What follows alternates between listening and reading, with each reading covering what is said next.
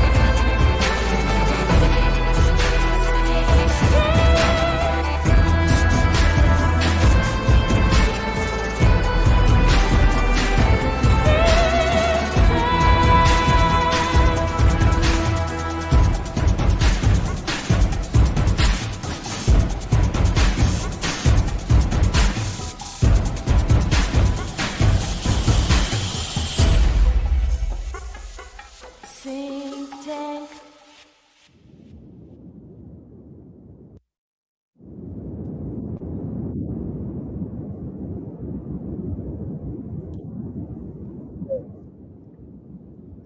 Water, like look how deep Dave is on it, like do that.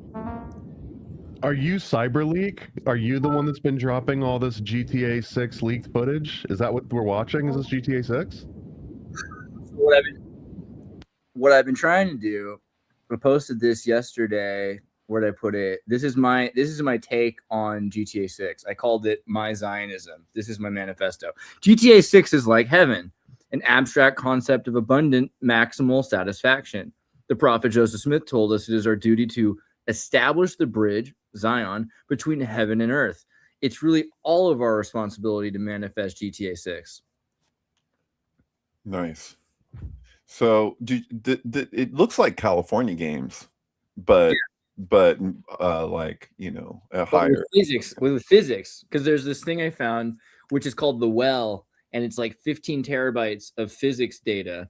And you know, so you go through that and you're like, how do we calculate like fluid physics? And there's a bunch of projects that are already doing like decent, you know, fluid, but not like waves. Waves are a thing. Waves are really complicated, and we take them for granted because we're from Santa Cruz. Like we have this Monterey Trench thing where like if you're in the ocean, you go out a little bit, and then all of a sudden, boom, it just gets super deep for no decent reason. It's just super deep. And so when that water gets pushed up against that, we get this thing where the water pushes up, pushes forward, and it's sucked back. It's constantly creating this, which is why we're literally living on a cliff here in the Bay. It's crazy. And that's how you get these perfect tubes, and we get tubular, totally gnarly tubular waves, dude, all the time. That's a scientific term. Totally. Yeah. It's I don't trust California physics, just for the record. Yeah, well, I don't trust surfing in Florida with your alligators and you probably shouldn't. Yeah, your ocean alligators. You got to watch out for those. To be fair, whenever I meet someone that is like in Florida and they say they surf, because first of all, you have to do surfing on the east coast of Florida. You can't do it on the west. It's the Gulf of Mexico. But even when they're like, yeah, I surf on the east coast, the only thought that ever comes to my head is like, no, you don't. like whatever you're doing, it's not actual surfing. I paddleboard on the East Coast, bro. Like I feel bad about it because like as a kid, you know, in the earlier days in Santa Cruz, we had dirt roads still a lot more. There's a lot more asphalt today than there was in the early 90s in Cal. It's hard to imagine, but there was a lot of off-grid in Santa Cruz. And so you had to take dirt bikes in certain places. If you were even going in certain paths, like back in the back mountains in certain places, there wasn't ways to take, you had to take golf carts, go like, or 4x4 little vehicles and stuff, just like you would in like Appalachia. today you don't see that at all in Santa Cruz, right? You know what you used to see in the woods in Santa Cruz too was mountain skateboards. Yeah, Skateboards with these big tires that look like monster truck tires on a skateboard, you know, like it's all relative. I get one of those again, dude. And I used to have friends that used to just like they'd go to some point on a trail that just went down, and so they'd be like we'd be like hiking, and then they have like, you know, they just roll down the hill, and it looks so sketchy to me. And I did it like maybe a couple times, but I had friends that were just like all about it. I was like, dude, this shit makes me nervous. Like these buckles that you clip into, kind of like sandals that were metal or plastic at least, but metal often. And you put your feet into them to lock in. Oh, those freaking guys. Yeah. And you know, you'd love those if you didn't know how to ollie. You know, like if you couldn't ollie high, but you're like, wow, I can, like, you know, but then you're strapped in there like a snowboard. It's like I think it's super dangerous. But you take for granted that stuff. It's like, and you go to other places where it's like they only get to do that for their dream, you know? So some people want to be like motorcyclists. I mean, we had dirt bikes as kids, but when you become I was in a bar in the summertime in, I think it was like Minnesota or somewhere cold, like where I asked the guy, like, oh, that's a cool motorcycle. I was very California optimist, like very cool. And then I started, for some reason, it got to the question. I was like, what do you do in the winter here? Like, are you from here? Like, what do you do when it's cold?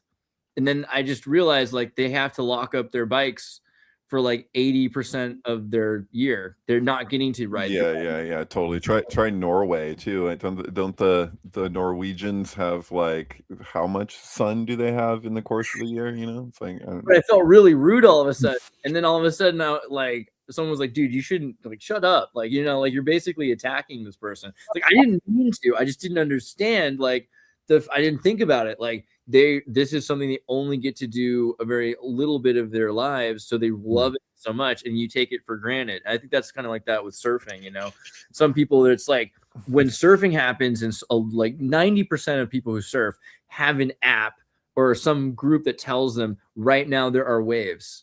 Because you have only now, this is your chance to get the waves. Right. And if you're surfing on Maui, you know, you want the other app too that shows you where the sharks are. Because they tag the sharks digitally. And so you can see where, you know, like you want both those apps. You know what I'm saying? I don't know if you noticed, but there are sharks in that surf game. There are definitely, because you have to be careful of sharks. That seems like. Yeah, man. Yeah. Sharks are dangerous. And if you get a cut on you, there's a certain realism there for sure. But yeah, no, I'm just saying, I think we take for granted having in Santa Cruz perfect waves every day, all day, all the time. You're never thinking, oh man, there might not be good waves. You take for granted that California, Santa Cruz particularly, we have the most consistent surf in the world. Like most places, they have flat days, and but you don't have those like insanely epic waves either. You have consistency. And there's a certain level that they're generally at, you know, you can kind of gauge it. But like if there's places in the world with these epic waves, and Santa Cruz isn't one of those places. Well, if you go just outside, if you go a little off the coast to Mavericks, then we have 100-foot, the biggest waves in the world. It's just off the coast in the most shark infested waters in a very dangerous place. Like, it is insane. It's just outside of the coast. It drives me nuts though, because it's like this is supposed to be Surf City or whatever, and it's like the water is just so cold. Like if you go down south to like Big Sur, it's even colder. But if you go really south to Santa Barbara or anything beyond, it's just like it's like tropical.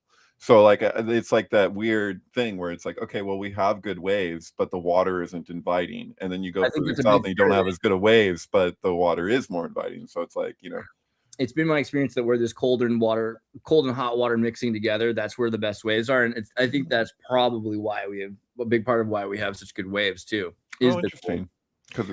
One of the best surfing places in the world right now, I think, is the North Sea off the coast of, is it Scotland or Ireland? I think Ireland now is becoming a major surf spot, which is crazy, but they have really good waves. It's just really cold and you have to wear a decent wetsuit, but they have really solid surf a lot of the time, 20 foot easily, consistently on the North Sea. So Well, now I'm like extra disappointed there hasn't been a surfing mini game in any of the previous GTAs because it's probably not going to make an appearance in the one that's in I Florida. figured out why. It's like hella hard. It's not hella is again another terminology. Like there's not a lot of surfing games for a reason. Like they're first off, waves in games have to be faked usually to be decent. So the physics engine part, getting really realistic water, that doesn't translate to getting waves. So getting waves, you'd have to have also, all of this other stuff where the water's coming down, it's being pushed up, it's being sucked around, and all these barreling things.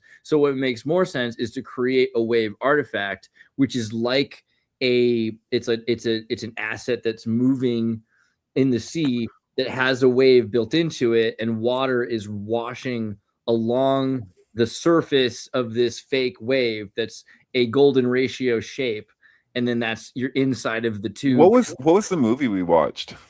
The surfing movie. What's that called? North Shore. Yeah. So you remember like Skate or Die 2 had like you could do on NES, you could do the ramp, or you could do the story mode. Like I feel like that would make a good game, is like a game of that movie where it's like you could do the story mode and like have to deal with all the dynamics of what he was experiencing, or you could just do the straight surf level, Where's like I wish I could find, is this the only trailer we can find? 1987 North Shore.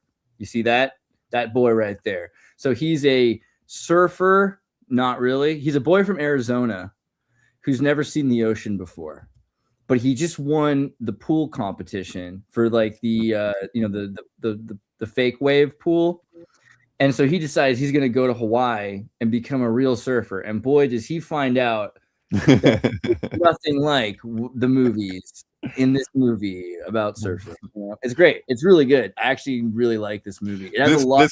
This movie is important, actually, if anybody wants to if you're going to be experiencing the dynamics of the like tribal nature of surfing and everything, this is a movie that one should like take notes, because it all the stuff that happens in this movie, as far as I can tell, remains pretty applicable for those dynamics that still exist on Maui. You know what I mean? So anyone that finished watching Point Break and they were like, I liked Point Break, but there wasn't enough about surfing, this is the movie. Right. Or Apocalypse Now. It's a real surfers movie. Like before weed and everything else, when I was younger, I was totally obsessed with surfing. I had like surfing pictures all over my walls of my favorite surfers. A lot of my favorite surfers are in this movie. Laird Hamilton was like, I used to think of him I kind of still do think of him as a super mensch. He's a good super guy. He does these 60-foot waves. He invented the hydrofoil board, and he coasts from Maui to the Big Island like on a parasail above the water all the time. And he plays the villain in this, which is interesting because he's such a good guy. So he had to have seen all these terrible surfers and sports people, and he manifested this amazing character, which is like all the things that you would hate about a jock in, this character. There used to be more skimboarding in Santa Cruz, I remember. And people break their backs. And I saw one not long ago, and I was like, holy cow, it's a skimboarder. But yeah, it's just if you're on a skimboard and you're going like 20 miles an hour skimming across and you land on your, like, it hurts. Yeah. It's not cool when you're not 15. Mm-hmm. Yeah, you can go splat. It's true. Fun note about hydrofoils too.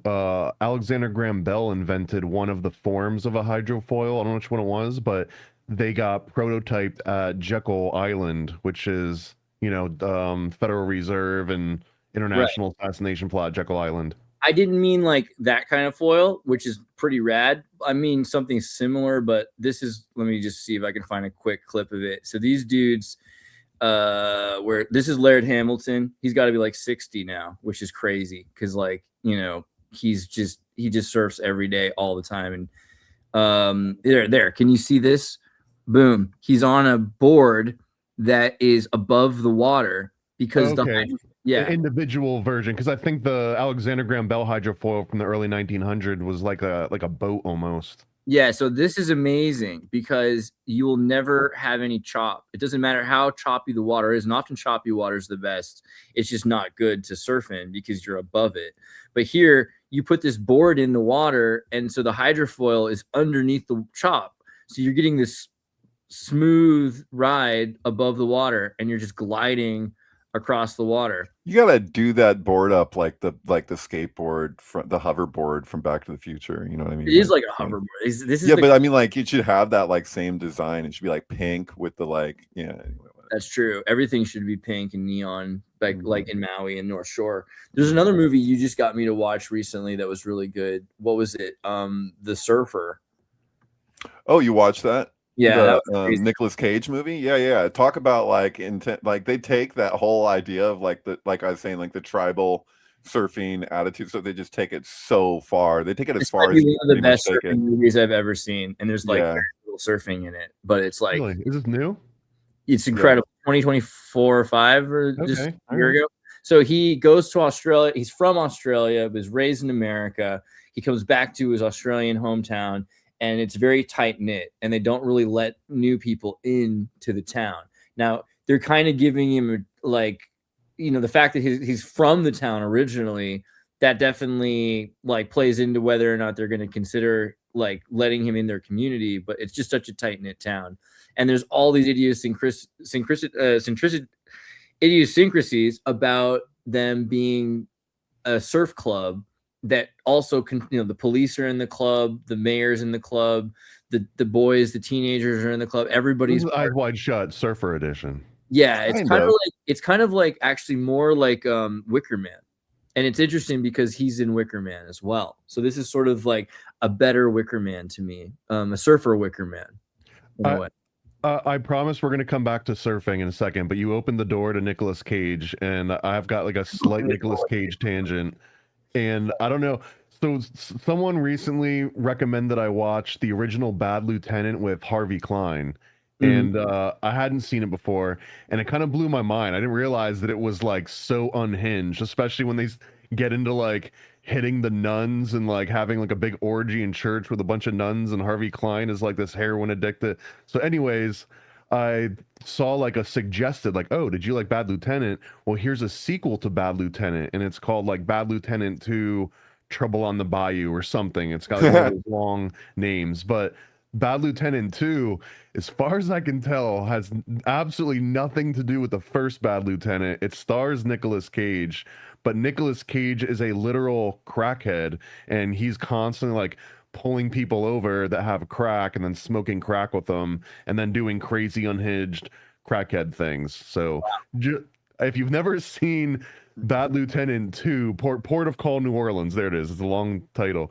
But Bad Lieutenant Port of Call, New Orleans is a spiritual successor, but not a sequel because they don't connect. The only thing they share is that they are both bad cops. Do they mention Harvey Keitel's character at all, or is it just absolutely not? However, there's this recurring theme in the first one where Keitel will like pull over a young couple of girls or like a couple out on a date and make them do horrible things in front of each other, right? In order to like, I'm a cop, I'll get off. Well, Nick Cage does the exact same things to people, but he's also smoking crack at the exact same time.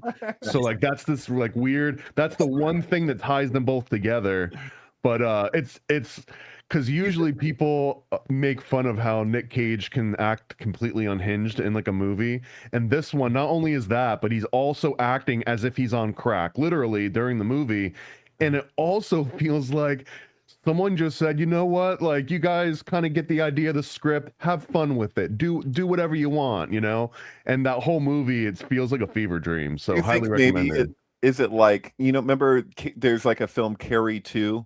But when they filmed it, it was not intended to be Carrie 2. Right. And No, I don't think like a couple tweaks. Like, or like American Psycho 2, which wasn't supposed to be American Psycho 2 either. No, this one, it has the theme of a bad cop doing horrible things, but they just live in two different universes. It's almost like two different Twilight Zone episodes in a way. It could be that they just were like, we're doing a bad cop movie, and then they're like, wow, this is an awful lot like Bad Lieutenant. We're kind of, you know, well, screw it, let's make it the sequel, you know.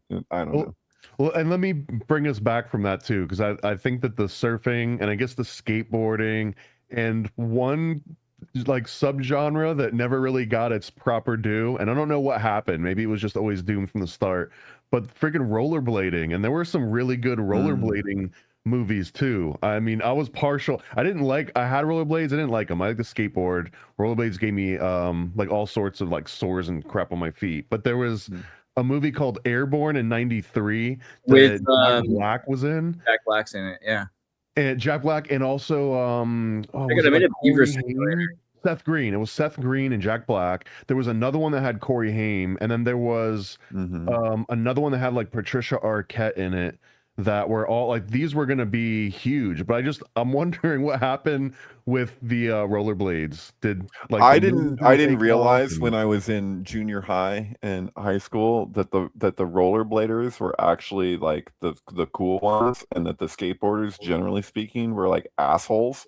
But the rollerbladers were like really like cool and nice, and like they got all the flack in the dynamics, dynamics, and it never made any sense. It's the rich kids versus the poor kids thing. It's like Sega was better, but it was more expensive, and so the rich kids who could afford to buy all of the extra peripheral equipment to be a roller skater, you know, the poorer kids' parents would be like, you don't want to be a fruit booter, like, because it's a lot easier, right? But the joke is that you had a lot of it. That wasn't a fixed rule, but that was an association. Skateboarding was way cheaper before Tony Hawk.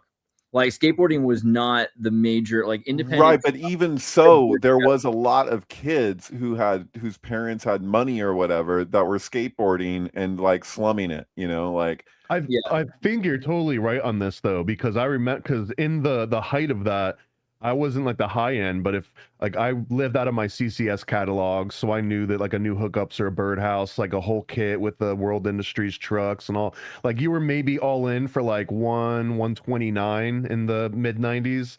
Rollerblades, bro, like to get a decent top of the line set of like Bowers or something higher than that, you're probably in for like 253. And then also rollerbladers, far more than anyone else that was skating out there, had the knee pads and the elbow pads. Yeah, and if you got aboard, like I remember going in with a cigar box full of like $5 bills with like I think $30 to $40 to Bill's Wheels skateboard shop, and they gave me, you know, an old board that was someone had like, it was a good board but it had been used, and then I got some used trucks because someone had switched up, and they basically did everything they could to help a poor person get a poor board that would still be good.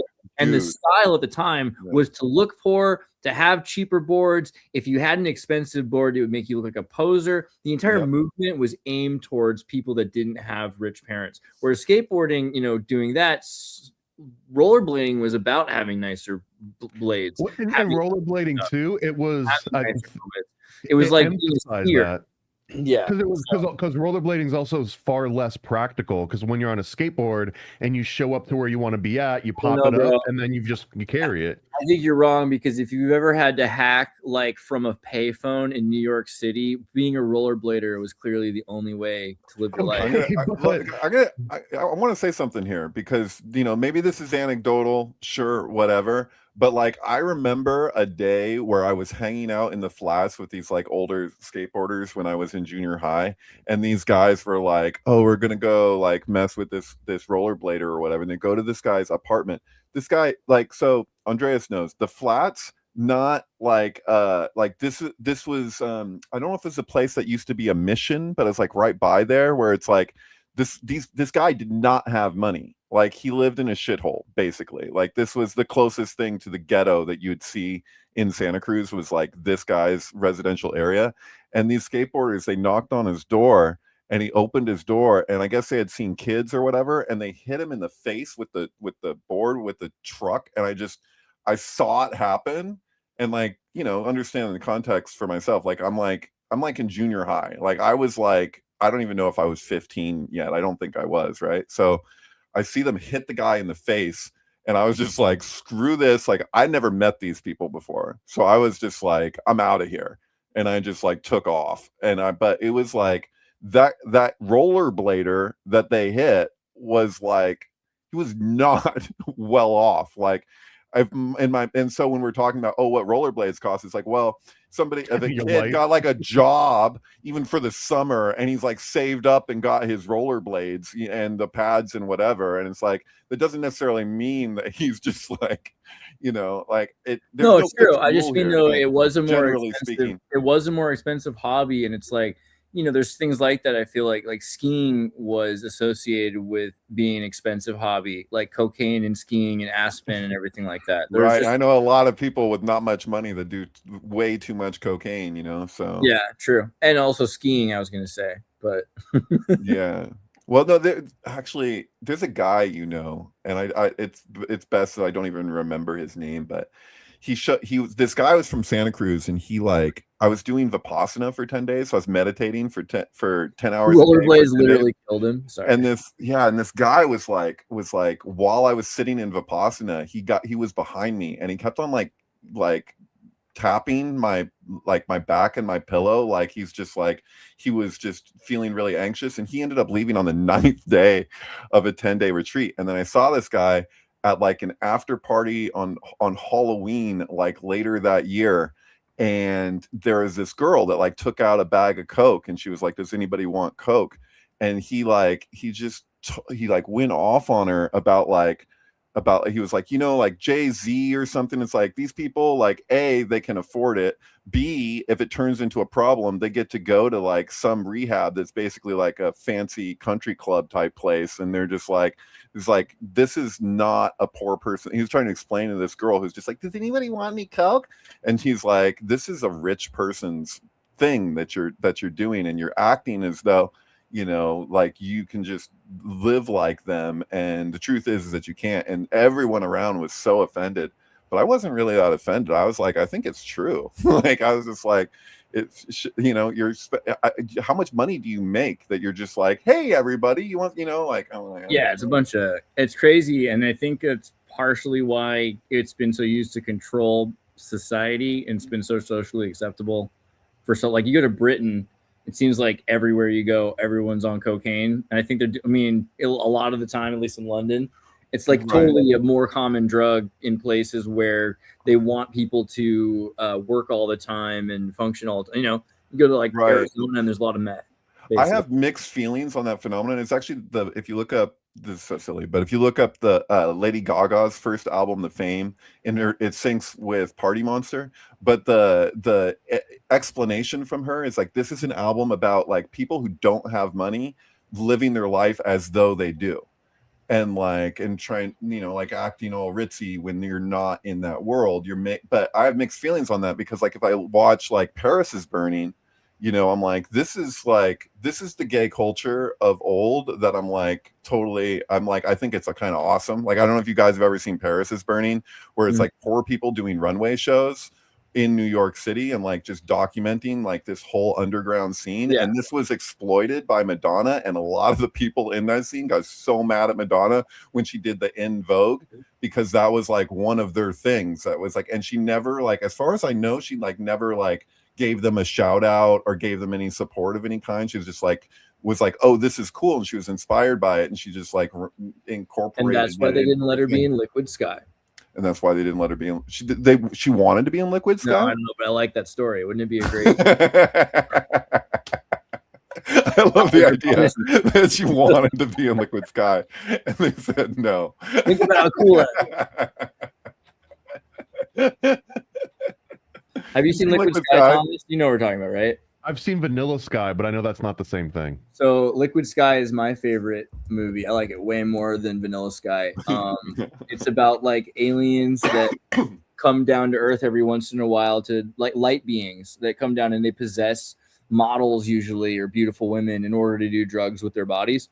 And it's also happen in New York City in the 80s during like an underground poor person fashion runway show with a bunch of like abused, sexually repressed and oppressed. It's like they're making experimental electronic music, and really like what they're showing. They love me in Berlin, baby. They love my rhythm box. Yeah, it was the underground cutting edge of like performance art and like early. Oh, I thought you meant like it was like the movie Cutting Edge with like the ice skating. And I was like, no, in a weird way, but not quite. But I mean, at the time, you know, have you seen this new? It was on HBO called "Bring Me the Beauties," which was about the Eternal Values cult. Have you heard of the Eternal Values cult?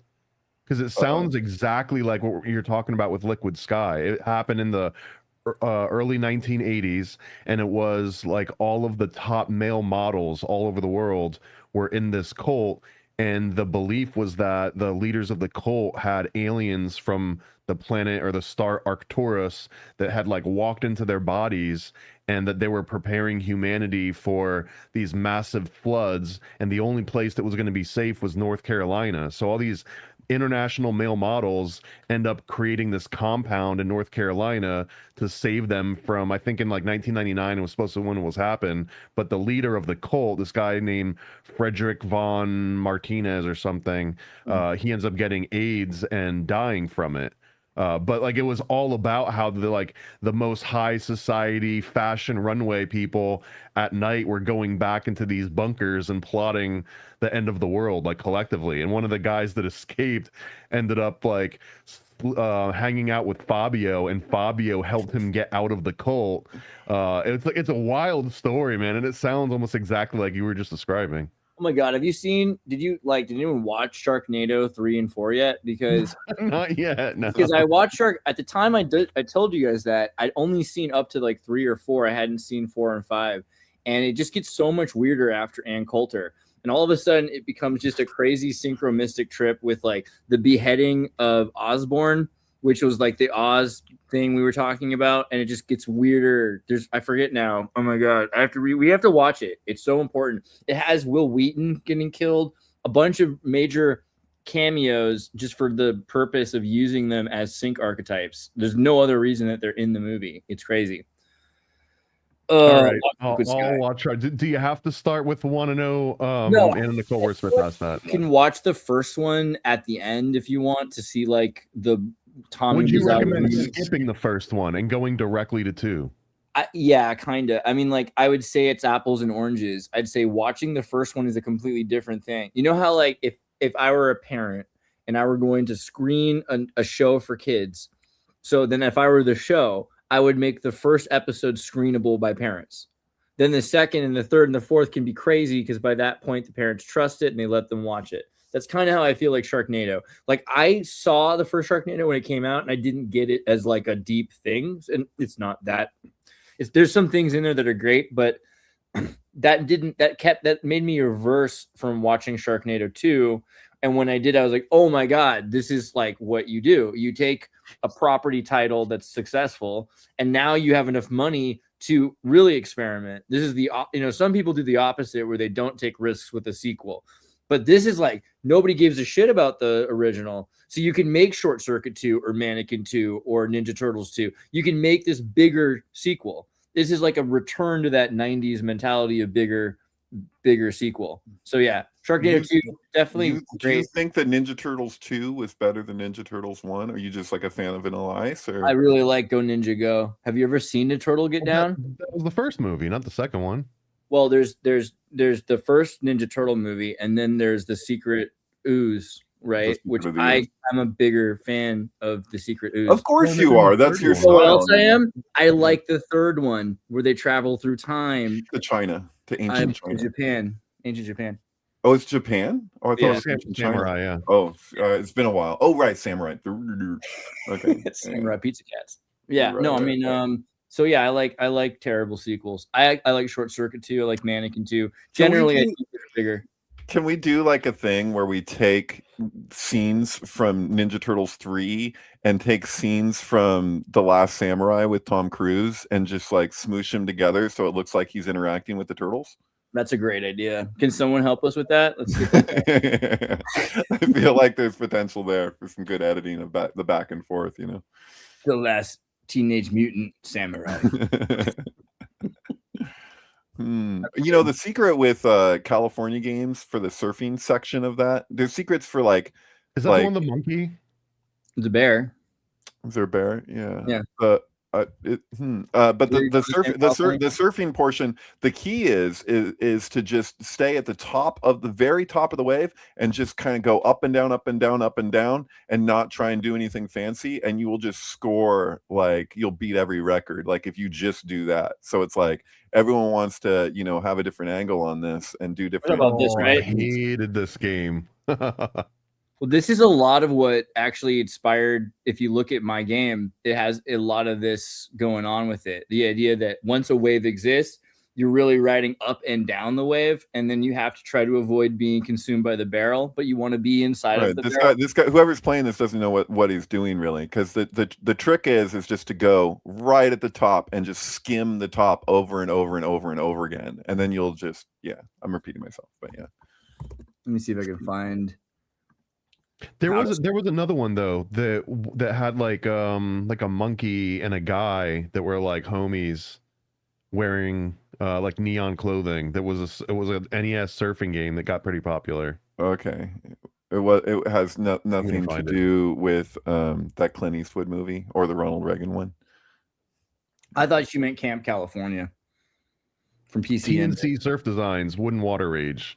Camp California is amazing. Look at that. There's a Woody being driven by a bear, and that bear hangs out with birds. He don't care, birds and bears. It's California, it's whatever. It's great. Look at the so that one is birds and bears, and then the TNC was a cat and a gorilla. Oh, birds and bears, cat and gorilla. No, it was great though. I feel like and Mega Drive too. Is this the one? I think I had this version. Oh, the Genesis version. Yeah, no, I just played it. Yes. Oh, so good. See, this is the thing. Before you could do physics perfectly, you could actually fake something way more fun. This is the exact same guy as Skater Die 2, the ramp. So like look up Skater Die 2 ramp, and you can see they use the exact same figure. But Skater Die 2 is the ramp was way better. Yeah, this I don't know how many hours I've put into this, this level. Just showing it break the board. Dude, but there's so many different moves that you could do for an NES game, and there's complex patterns with it to achieve them. I feel like the surfing games, you had to already be into surfing to like a surfing game, but with the skateboard games, like the game would make you want to get into skateboarding because of how awesome the game was. So that's kind of the thing I'm realizing is like surfing is not as fun as like other kinds of games for a lot of reasons. There's certain things you can do to make surfing more fun. Like if you're hunting sharks, if you're a spear fisherman and there's piranhas and you have to throw a fish that you've caught to like distract you, like there's aspects you can add, but these are not things you normally do when you're surfing, because surfing is like you're meditating and then there's waves coming and you're either going to be destroyed by this wave or you're going to go with this wave. So it's like this psychological thing. It's not like wakeboarding. Wakeboarding Unleashed is more fun than Tony Hawk or Kelly Slater Pro Surfer, because you're being pulled around this giant space, right? Have you guys? Let me pull that game up. I've done wakeboarding, and a lot of people do wakeboarding, and in Florida there's skimboarding too. Yeah, no, wakeboarding makes a lot of sense. Look at this. You're on water fluid chop. There's a huge level that's happening. You're being pulled different places. What would be interesting to add as a mechanic would be a parasail. So you've got, let's say you have a kite in one hand and you have a harpoon gun in the other, and you shoot sharks and the sharks tow you. That's the game I'm thinking of. What about a Rick Griffin game where you take a heroic dose of acid and just go surfing off the coast of Mexico? So every game should have an acid mode, I think. I'm adding two major features to every game. One is MIDI OSC, so you have open sound control, so you could use every game to control synthesizers, because duh. And then the other is that if you've played the what's it called? Call of Duty Zombie Woods. I think it's Black Ops 7. Is this the one? Movie mode DLC. God, that's a lot of extra qualifiers on there to get here. Yeah, I forget. There's like a DLC for, I think it's this one. Is this it? I forget. There's like a Call of Duty game. I thought it was maybe it's like Call of Duty 2 or something like that.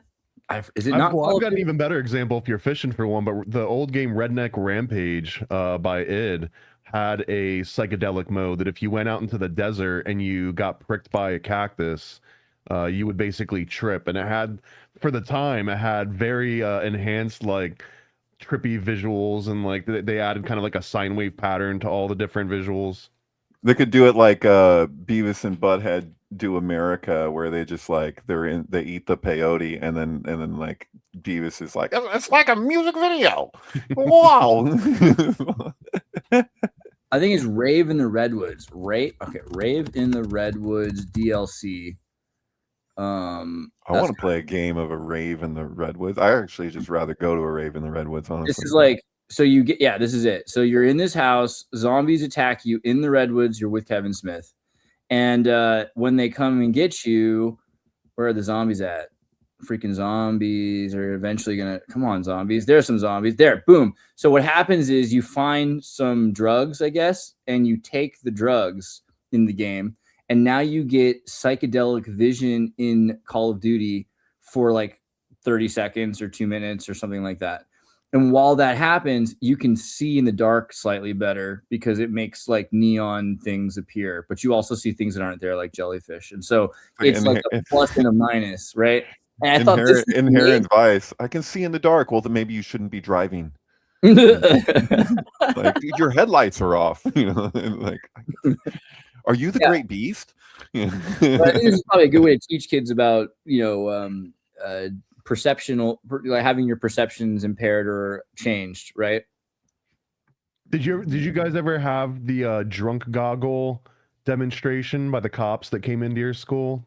Do you know what I'm talking about? Yeah, totally. I got that guy arrested. You got arrested? No, I got that guy arrested. So what happened was, at the time I was going to Baymont Christian School, and I had this little side business called Blame Shifter Burns, because one day I was like looking on eBay the night before, and I had a watch thing for a CD burner, and I was like, can I go to the bathroom? But I went to the library, and then for like $20 I snipe bid a CD burner, and I was burning CDs for kids that parents wouldn't let them have Blink-182 or Metallica or whatever it was. Because at that point it was like, you know, you're in 7th grade and copying every video, and I'd have a big puffy coat with a bunch of CD binders, like pages in the arms, and you're like, hey, you want to buy a Metallica CD, you know, kind of a thing. But this dude came to the school and he said, hey, I heard that you're the one I can get Star Wars from before it comes out, because this was 2002 and it was probably like February, and I think it was May's when the movie was going to come out, and I had Star Wars Episode 2, like, you know, basically 6 versions of it before it came out, right? Like you had like the making of it version where they were building, because, you know, those were floating around. And I had like the pre-release of the movie, like of Episode 2. And so he was like trying to get it from me, this cop who was doing the DARE classes. And I was like, I don't know what you're talking about. Oh, this wasn't an undercover cop. This was just like an actual cop that wanted to buy Star Wars. He was is this not, were you talking about undercover cops? I thought you were talking about DARE. Well, when you said that a cop tried to buy a bootleg movie off you, I assumed it was like he infiltrated the school. No. He just was like, this guy was like, and he was already in trouble for a lot of things, apparently. Like he'd like been ramping up. This was bad lieutenant, basically. He was a bad lieutenant. He was probably doing the drugs and the DARE stuff, and he got in trouble for a bunch of credit card fraud and everything else, and he had to like leave the state and everything like that. But yeah, he would, you know, I had to like basically stop bringing discs to school for a week, and then kind of like make it clear, like, hey, you know, this guy tried to get me to, you know, cause like he tried to get me to pirate a movie for him. Like, I'm just this innocent kid who uses computers. I'm a Boy Scout. You know, why would I do anything illegal? This weird old man just like, yeah, he touched my ideology in the trash can. So yeah, basically he got in trouble, and then he got like, but not just for that, like, I guess they started like being like, hey bro, and they looked into his whole thing, and then he just was gone. And that was the end of DARE. I was impacted by, I had to do DARE multiple times. I feel like I talked to you guys about this, but it was like failing. No, it was because they did it for one grade, and then they did it for the next, and then I changed schools, and then they did it again. I did DARE 3 years in a row, and it was just the way. And I think it may have been intentional, at least maybe for the first school, that they did it 1 year, and then we're gonna get these kids twice or whatever. Yeah, you know. But yeah, I don't. The biggest impact I think that DARE had on me was in 2020, when there was all this peer pressure to take an experimental drug, and I was just like, dude, Nancy Reagan like totally like instilled in me that no, I don't go along with peer pressure just because people are, you know, like, unless it's like a blowjob or something. It reminded me of everything that they taught us in Dare that I was like, I actually took to heart. Like a lot of the stuff in Dare I didn't take to heart, but I was like, this thing about peer pressure makes total sense. I want to be, as much as possible, my own individuated being who makes my own decisions about what it is that I decide to put in my body. And so I'm like, and so I basically saw a campaign that was exactly what was described to me in Dare about what to look out for when your peers try and tell you that you have to do this. I was just like, dude, this is like, I'm gonna just say no, dude. Nancy. Okay, I got you now. Because you know what, when that first came out too in Dare, I think mine was in 5th grade. I'm almost positive it was 5th grade Dare, and my earliest memory was that it sold me on drugs. That before I went into Dare class, my concept was that the only people that did drugs were murderers and bank robbers and people that were already doing other crimes, because the only reason you would do drugs is to just add to the other crimes that you're constantly doing. And we open up the workbook, and the very first page, I want to find this on eBay, but the very first page, it basically had like one of those like what's different between these photos activities, and it was a guy walking his dog. And the first one, just a normal guy walking down the street with his dog, and the one next to it, the dog's got like spirals for eyes, the sun is like smiling, the guy's kind of like a little bit goofy, it's kind of like one of those like keep it rolling sort of cartoons. And I just remember that exact moment, like that looks amazing, like that actually looks incredibly fun and something that I want to do. And then they started dropping on all of the peer pressure part, and I felt so lied to. I still feel lied to in retrospect, because maybe it was just my friend group, but there was never anyone pressuring me to do fake drug or free drugs, right? Like that was always something that I was looking forward to, that once I got into drugs, all of a sudden all of these bad kids would be like, do some of this coke, do some of this acid, smoke some of this weed, do it, otherwise you're not cool. Because I was waiting for that to happen, and in fact I had to like go out and seek it. It was like kind of a pain in the ass to find the connections versus the world imposing it on me. I really like this video, Focus on Psychedelics, from 1971. This guy, he starts out the video talking about it, and by the end of the video, he's like so high, you know, it felt like he was at the beginning of this, and it's just like, yeah, like I don't know if the government like made him make this video or something like that because he's like a famous musician. I don't know the context, but this video is the most pro LSD, anti LSD. What about the housewife who drops acid and they filmed her, and it was that the guy leading it was the like one of the 2 founders of Alcoholics Anonymous. Do you know what I'm talking about? Where the housewife is just like just completely just vaguely. woo. I mean, the thing is, almost all of these videos, like from 1966 to about 1971, are super pro LSD, and then they start to become more pro like ecstasy by like the late 70s, or like there's a new experimental research that's going to help people, the love drug, right? But you can look at Playboy magazines for the articles, and particularly for the ads.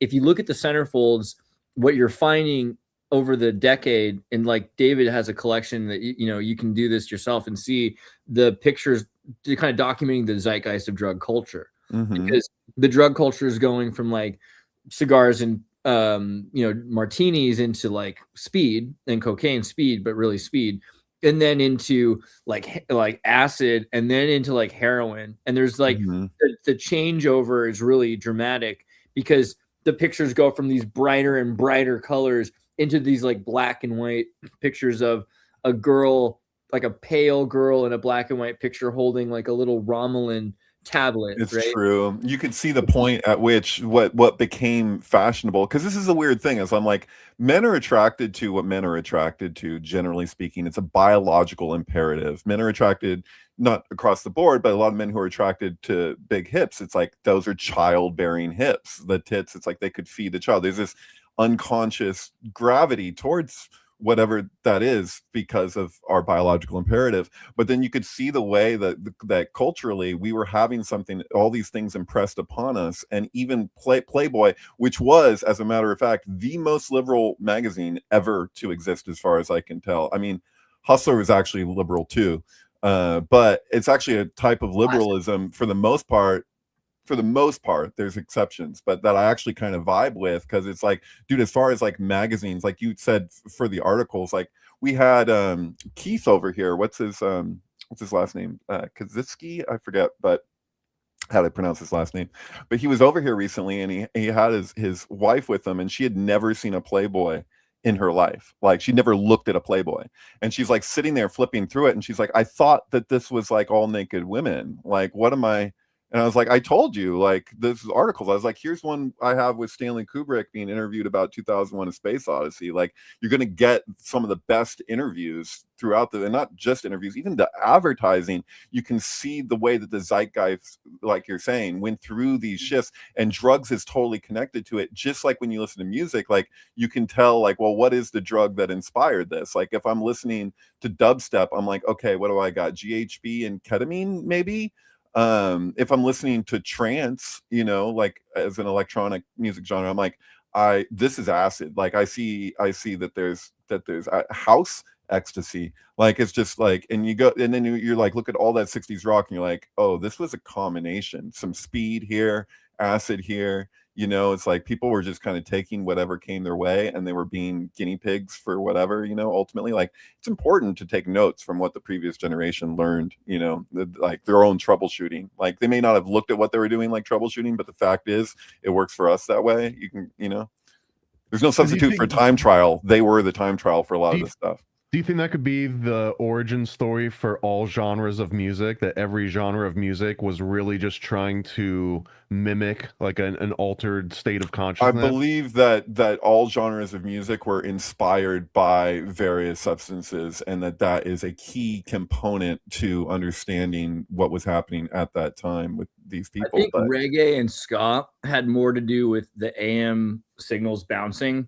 from like Louisiana and Georgia, where the signals were coming from, of rock and roll, right, to Jamaica. So you're getting like didn't of the actual music, and it was fading in and out. And so they right. talked about, there's like documentaries on it.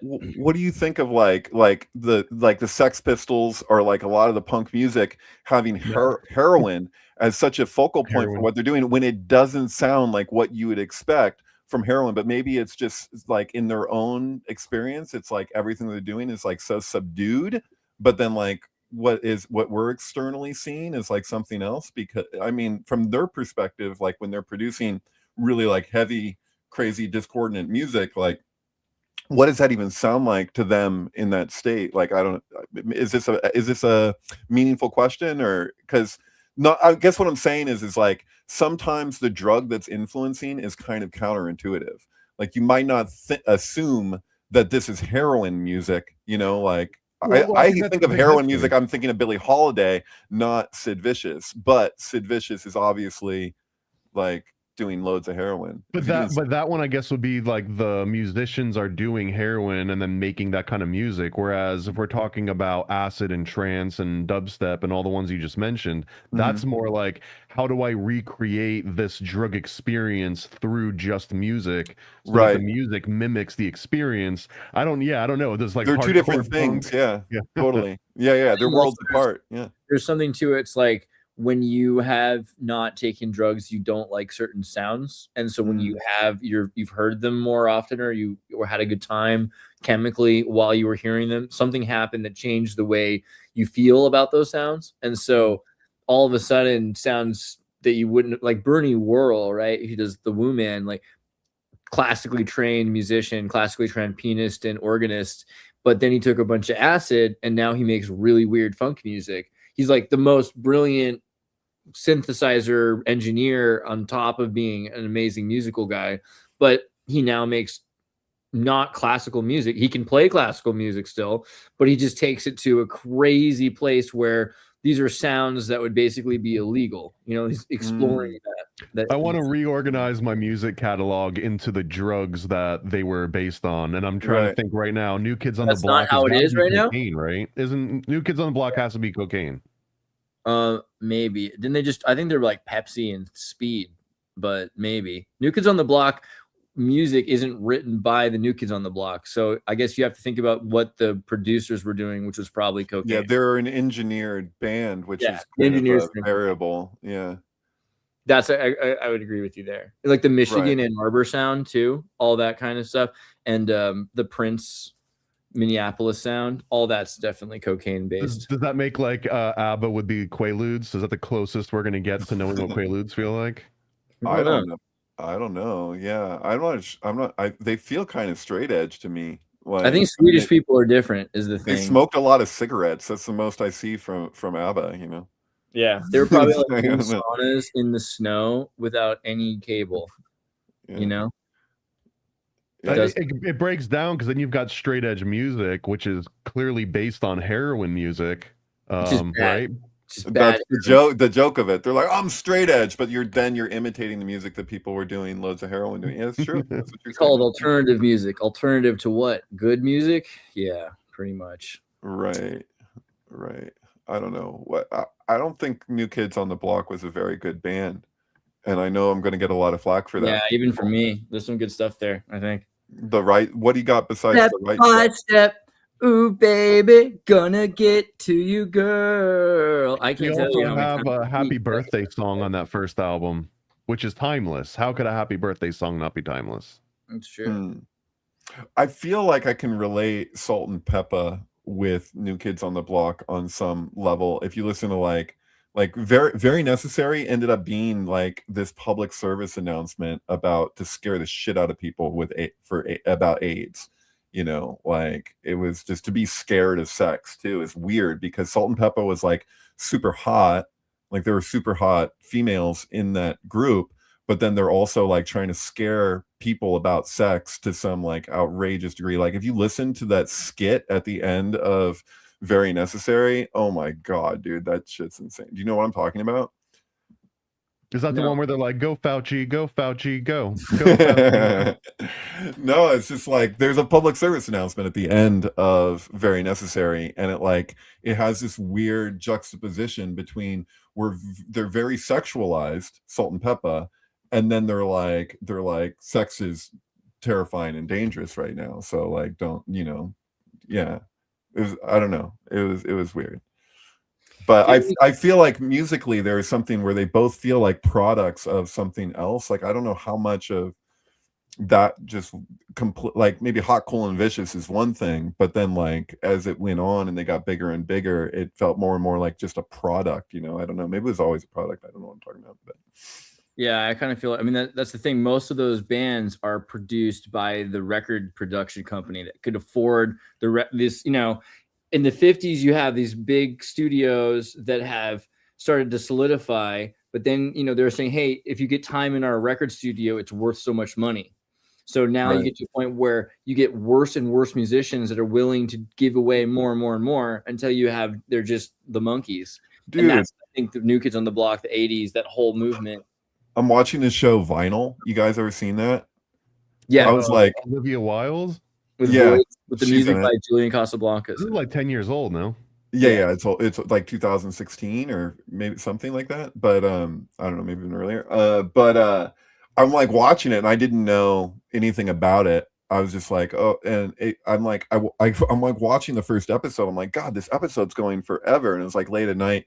And I go to turn it off, and I'm like, I'm only halfway through this. It's 2 hours. The first episode's 2 hours long, and then I watch it the next night, and it's like I see the credits, and I'm like, oh, it's directed by Martin Scorsese. Yeah, different directors direct each different episode, so that as it goes, it has a different. Julian Casablancas made a whole new band for it, right? Like Voids. Dude, Mick Jagger is like one of the writers and like producers, and his son is like one of the main stars in it, like playing a fictional lead singer for the nasty bits. It's just it's actually sounding worse and worse. So is it good? Is it worth watching? It's good. It's worth watching. It feels a lot like Mad Men kind of, but it's only one season. It definitely felt the first episode's very Scorsese in the taxi. It is Martin Scorsese. That's the thing. And then it all made sense to me when I got to the end of the episode. I'm like, oh, of course, I just watched a Martin Scorsese film, but it's like an episode of a show. Yeah. This is cool. Yeah. I don't know. I think it's good. It's so similar to Mad Men though, because this guy is just like going off the deep end, you know. Mm-hmm. Yeah. I saw the new Cape Fear. I thought that was pretty crazy. I liked it a lot better than the original. There's a third Cape Fear? No, the series. Oh, there's a series of Cape Fear? I didn't know this. Yeah, Apple TV. Like this year, last year. Yeah, it just came out on Apple TV, and it's really good. And it has what's his name, Del Toro or something, or no? I haven't seen it yet. I've got it waiting for me. It's good. It's really intense, and I mean, it's got a lot of like incest and weird stuff going on in it because it's got to be the first remake. Has got to be like one of the best remakes, like where the remake outdoes the first one. Like you probably disagree. Are we talking about Robert De Niro, or are you talking about another Robert De Niro? I'm talking about Robert De Niro, and like just that. I'm just saying, like as far as like remakes go, like it feels justified. At the very least, you could say that it's justified. Whereas a lot of the remakes that come out, I'm just the new Cape Fear makes the Robert De Niro one look like trash. It's that good. It's really worth it, and it has trash. It's trash, that good. He says. Yeah, it's that good, and I love it. I love the '90s Robert De Niro one. Scorsese did it, but it has was it Juliette Lewis from Natural Born Killers is the daughter? Well, she's the sister of the killer in the new show. So spoiler alert. Oh, she was great in Yellow Jackets.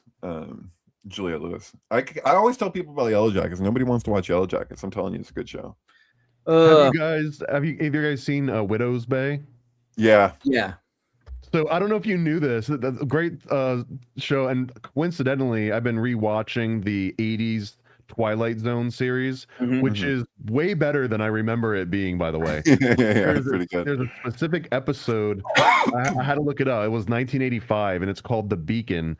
And the premise of this old Twilight Zone called The Beacon is that there's an old god that essentially controls this island out in, off the coast of Nantucket or something, and that once a year everyone has to gather around the lighthouse and sacrifice people to this god, and then the rest of the year will be fine. But if you try and escape the island, then it kills you, and if you don't give them its due. And I was just watching, I was like, so it's about growth. And Joe versus Volcano. Well, but also Widow's Bay. It's essentially the entire premise over, which I guess is Wicker Man too, right? Yeah, but the thing yes, I was thinking that too. But the thing with Widow's Bay is that every episode has a new weird hokum thing. So it's like Monster of the Week style a little bit. Yeah, Monster of the Week style, and then they all kind of connect too. Where it's just. But there is an island that Britain controls that had a volcano erupt in the '60s. And they have a population that moved to England, the entire island. And then in the 70s, they moved back because they didn't really feel comfortable there.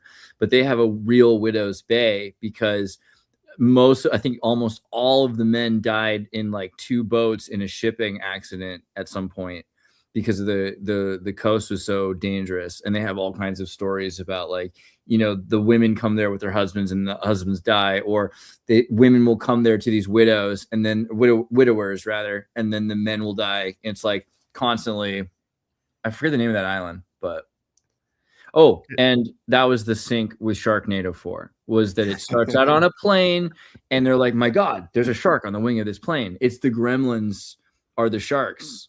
So that's where, as soon as that happened, I knew it was like, this movie's going. Are you serious? That's what happens? Yeah. And we had just watched like the Gremlins Twilight Zone and the remake version with from Third Rock from the Sun. John Lithgow at redoing William Shatner. And then boom, it's Sharknado doing it again after we'd watched Gremlins. So it's like the shark becomes very clearly a variable archetype for Gremlins for whatever is going on in this world. Did they talk Heroes already? Or you mean the show Heroes? Because the girl died? Are we supposed to do that? Let's do it. What do you want to see? You can have Chris Knowles on and he'll school us all. But yeah. So why did she die? Do you know, Thomas? Were you paying attention? Well, you mean like the simple reason or like the official reason or what? Did they sacrifice her? I mean, I figured that like Chaney would have had some conspiracy by now. Oh, well, there's the connection with a quasi Epstein thing and the Real Housewife that wrote that book called what was it called, Room 23, which I add the 7 in my head, I guess, but that this might have been someone related to just the lifestyle that she got into. The official story, the most recent though, is that there was Narcan on the scene, and that apparently they tried to revive her, so it was not just like an unfortunate event where someone died ahead of their time. It was an overdose, apparently. Or Yeah, that's the official the story. overdoses are like the most difficult because it could just as easily be either thing. Like it could be that they were doing drugs, they got overdosed, case closed.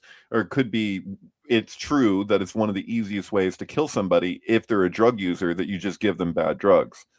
Right. I mean, I've considered that with Jim Morrison from the guy who owned uh the um the bar where there was a owner of a bar in Paris who claimed, like, in his, what was he, in his 80s or 90s, that Jim Morrison was found dead in his bathroom stall with a needle in his arm. Jim Morrison was afraid of needles. Like, he passed out at his Wiccan wedding when they like cut his hand or whatever, you know, like Right. it's known that he was like that, but then it's not out of the question that he could have taken to shooting up. It's just there's no other accounts of people seeing that from him. But so what the owner says is that they carried him out and they made everyone who witnessed it like agree to not go, because the guy didn't want the publicity. And then he admits later on, like when he's like much older, that he was like, well, you know, that wouldn't have been bad for my business or whatever if it turned out that I had a dead rock star. But in the moment, it seemed like the worst thing. Like, oh my God, if this came out, this could undo me and my business, you know? And so they said that they brought him to a van, and then the van brought him to the hotel, and then they put him in the bathtub, and then that became the official thing. And they, you know, they buried him, I think, within 2 days of that. Like, they buried him so quickly, and there was no autopsy, there was no anything. So you don't know, it could go either way. Like, if you read No One Here Gets Out Alive, that's the argument, that they were reacting to the way that they did that, because they were like, I think it was John Densmore, they were like, he was just like, oh, now it's all, people are always going to speculate because we just rushed to do this. But it's like, well, you're damn right they will. But also, if you do drugs and somebody wants you out, they give you bad drugs. Like, before this call, we were discussing the Gulf of Tonkin incident and Jim Morrison's father's role in that. I don't think he talked to his father much at all, you know, like after a certain point in his life. But it is not out of the question to consider that, because it is true that his father, in charge of the biggest warship in the Gulf of Tonkin, as far as I know, somebody can fact check me on that, but I'm pretty sure that's true, that when he resisted orders over what was apparently a false flag, where they're going to use a mine that hit an American ship that could have been one of our own, I guess it was, maybe, like, that they were going to use that as, you know, an argument to respond, and Jim Morrison's dad went against that. It's not out of the question that they threatened his son. It's not like they didn't know who his son was.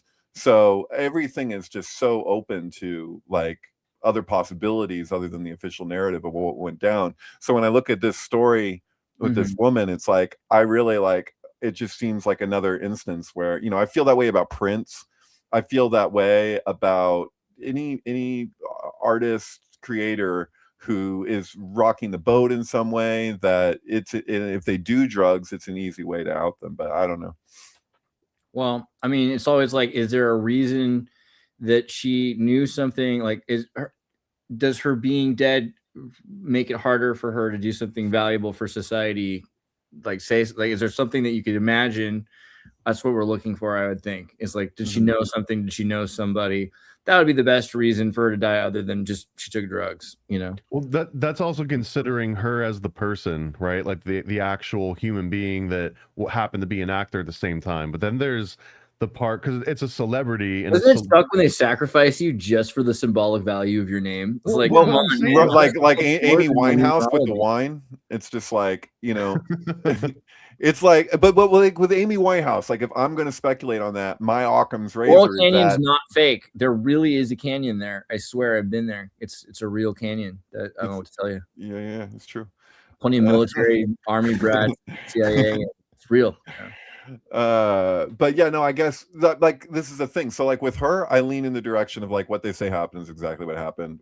Amy Winehouse was a wino, and, you know, everything else, like, that's crazy alcohol levels, or at least in the medical report. So who knows? But then with, like, Hunter S. Thompson, I'm like, dude, like, it could just as easily go in either direction.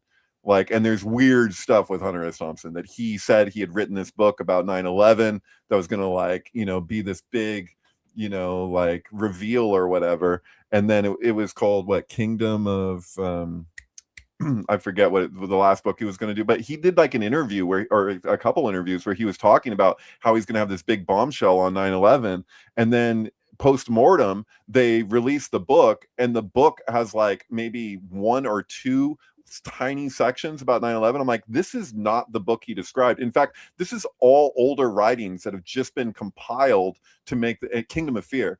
And like, this is not what Hunter S. Thompson described. So where is that book that he was working on about 9/11? Because the book that they released sure as shit isn't it. And like, that's like, I can see motive, I can see all kinds of stuff there, but at the same time, I'm 50-50 on it, like what happened to him. Like, he could have just, I'm curious, David or Andreas, are you guys familiar with Nick Bryant's The Franklin Scandal book, which is a follow-up on John DeCamp's The Franklin Cover-Up? But this is like, I'm familiar with the scandal. I haven't read this particular book. The quickest version of this, John DeCamp wrote The Franklin Cover-Up, and in that he makes lots of claims, and one of the claims is that they forced kids to do cannibalistic and even worse things right outside of Bohemian Grove. So Nick Bryant, like decades later, like I think like 20 years later, he writes The Franklin Scandal, and the beginning of it is kind of, I'll paraphrase it, is that like he was highly suspicious of everything that John DeCamp had written about this satanic panic, cannibalistic, Lolita Express kind of activity, right? And he starts looking into it, and this guy that I believe his name was Rusty Nelson, that claims to have been a cameraman or like an assistant to Hunter S. Thompson, and that Rusty Nelson claims that Hunter S. Thompson like was there at these events, right? Where and they so were like, I'm pretty sure that that's the guy who I listened to an interview with this other guy who's like kind of going along. He wasn't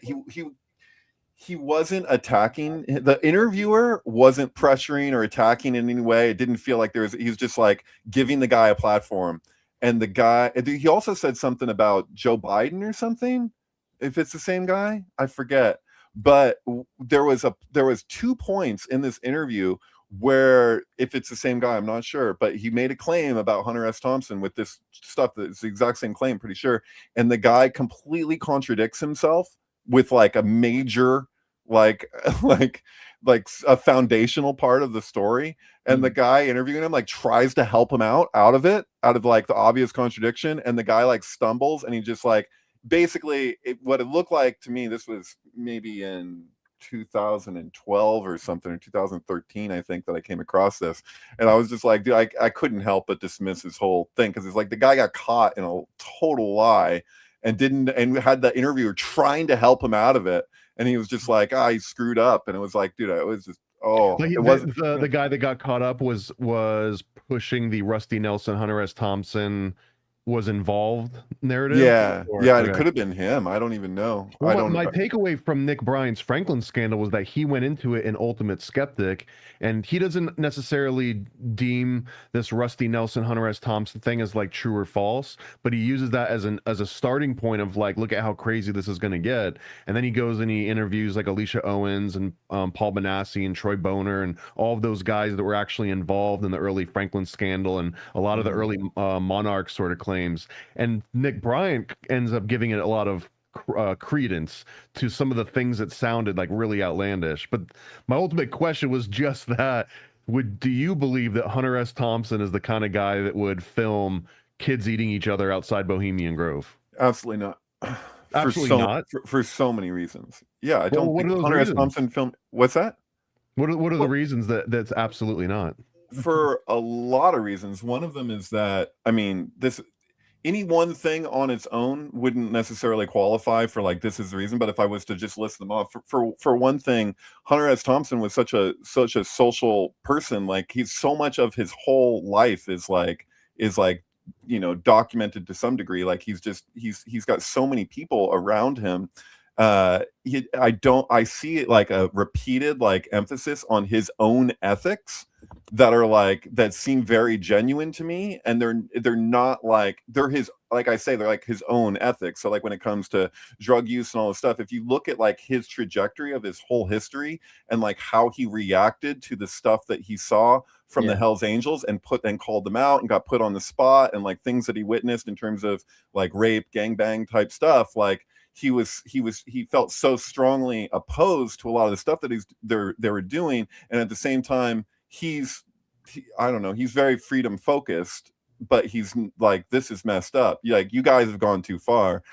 I feel like that's genuine from him. I mean, wasn't he also like, I'm going to keep the camera rolling, but I hate what you guys are doing right now, but I'm going to capture it? What was he supposed to do? What could he have done theoretically, like to stop them? Like, how is he? Well, I mean, what's going to happen? I guess it'll be fair though to then posit that exact same thing. Well, like, what is he supposed to do? He's at Bohemian Grove. They told him to get out of the helicopter and start filming. And like, I didn't know this was what was going to happen, but I guess now here I am documenting this. Like, what am I supposed to do about it?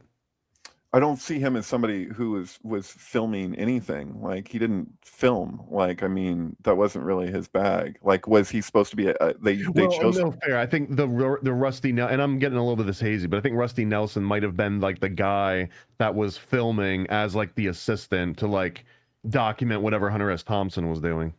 Yeah, I don't know. Whatever, if he was there and whatever his role or experience was, or what, you know, what was he like the expert put in, cameras? Like, what would be the point? Like, wouldn't they just have someone good at cameras working for them? This is a guy who I'm pretty sure, I'm telling you, like he had like a major contradiction in his whole premise. It's like the Michael Jackson HBO thing, the Leaving Neverland or whatever it's called. Like, you're like, dude, you gave the wrong, like the year that you say this happened wasn't anywhere near when construction had even began for Neverland. You just like, you have such a big hole in your story. I wish I could recall exactly what it was with this interview that I heard, but I was just laughing my ass off. I was like, dude, this guy just got, you know, he fucked up. But yeah, I don't know, man. I unless if I have something, I'm open. Like if somebody was to show me something that felt really solid, that didn't have like loaded contradictions or weird issues, like I would consider anything. Like even I'm not so attached to my heroes, you know, or whatever. Like it's one of my heroes. My buddy Vincent, because he had like a Sandman tattoo with Neil Gaiman, and like you know, your heroes, bro.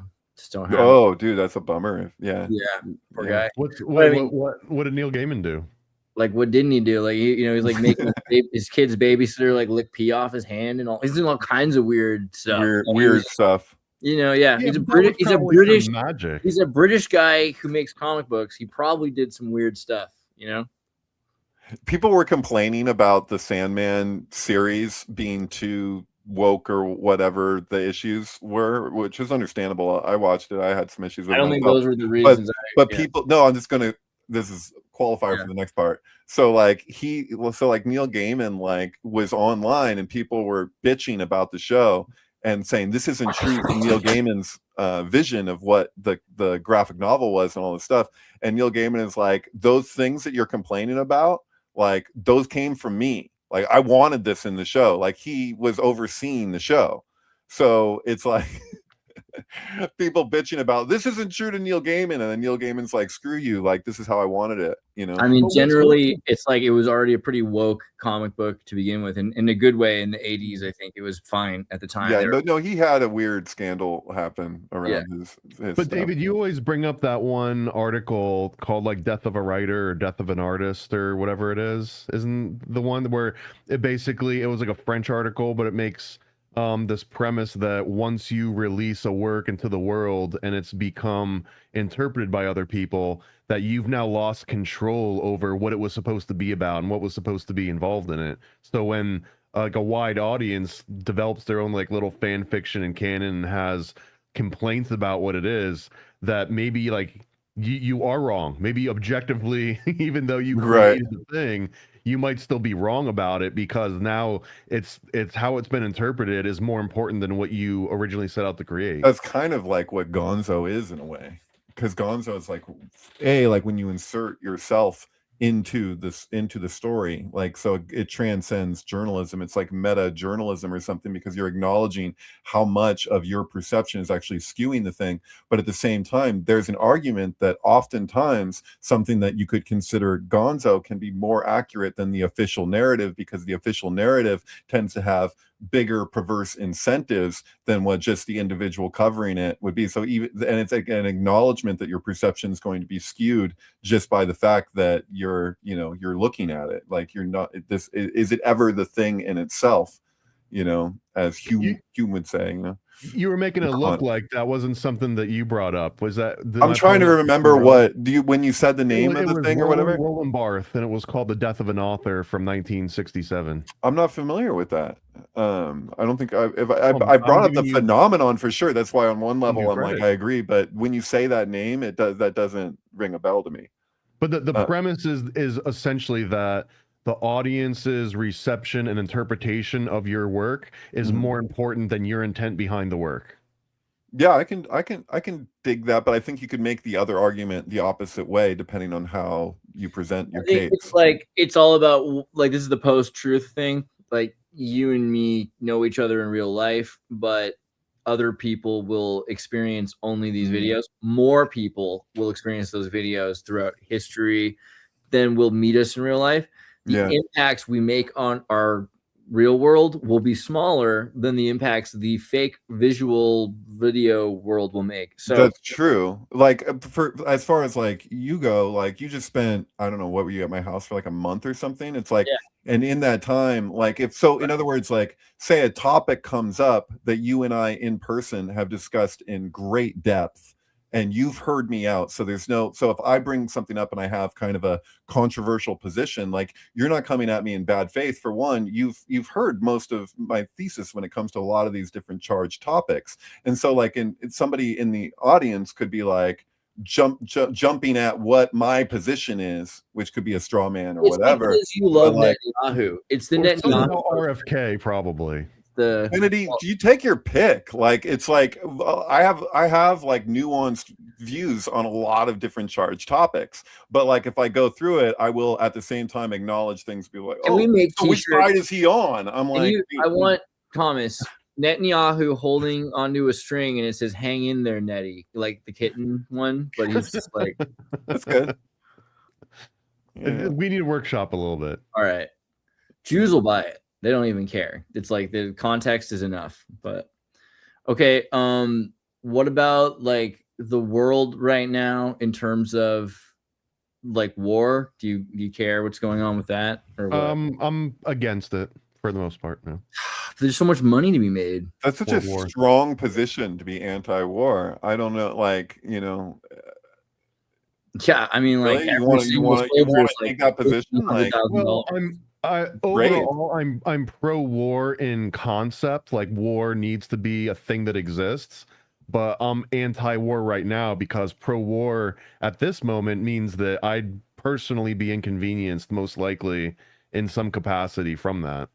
Right. So it's a selfish motive. We are. That's what's happening right now. Like with that. The only reason I brought it up was because I wanted more data and RAM.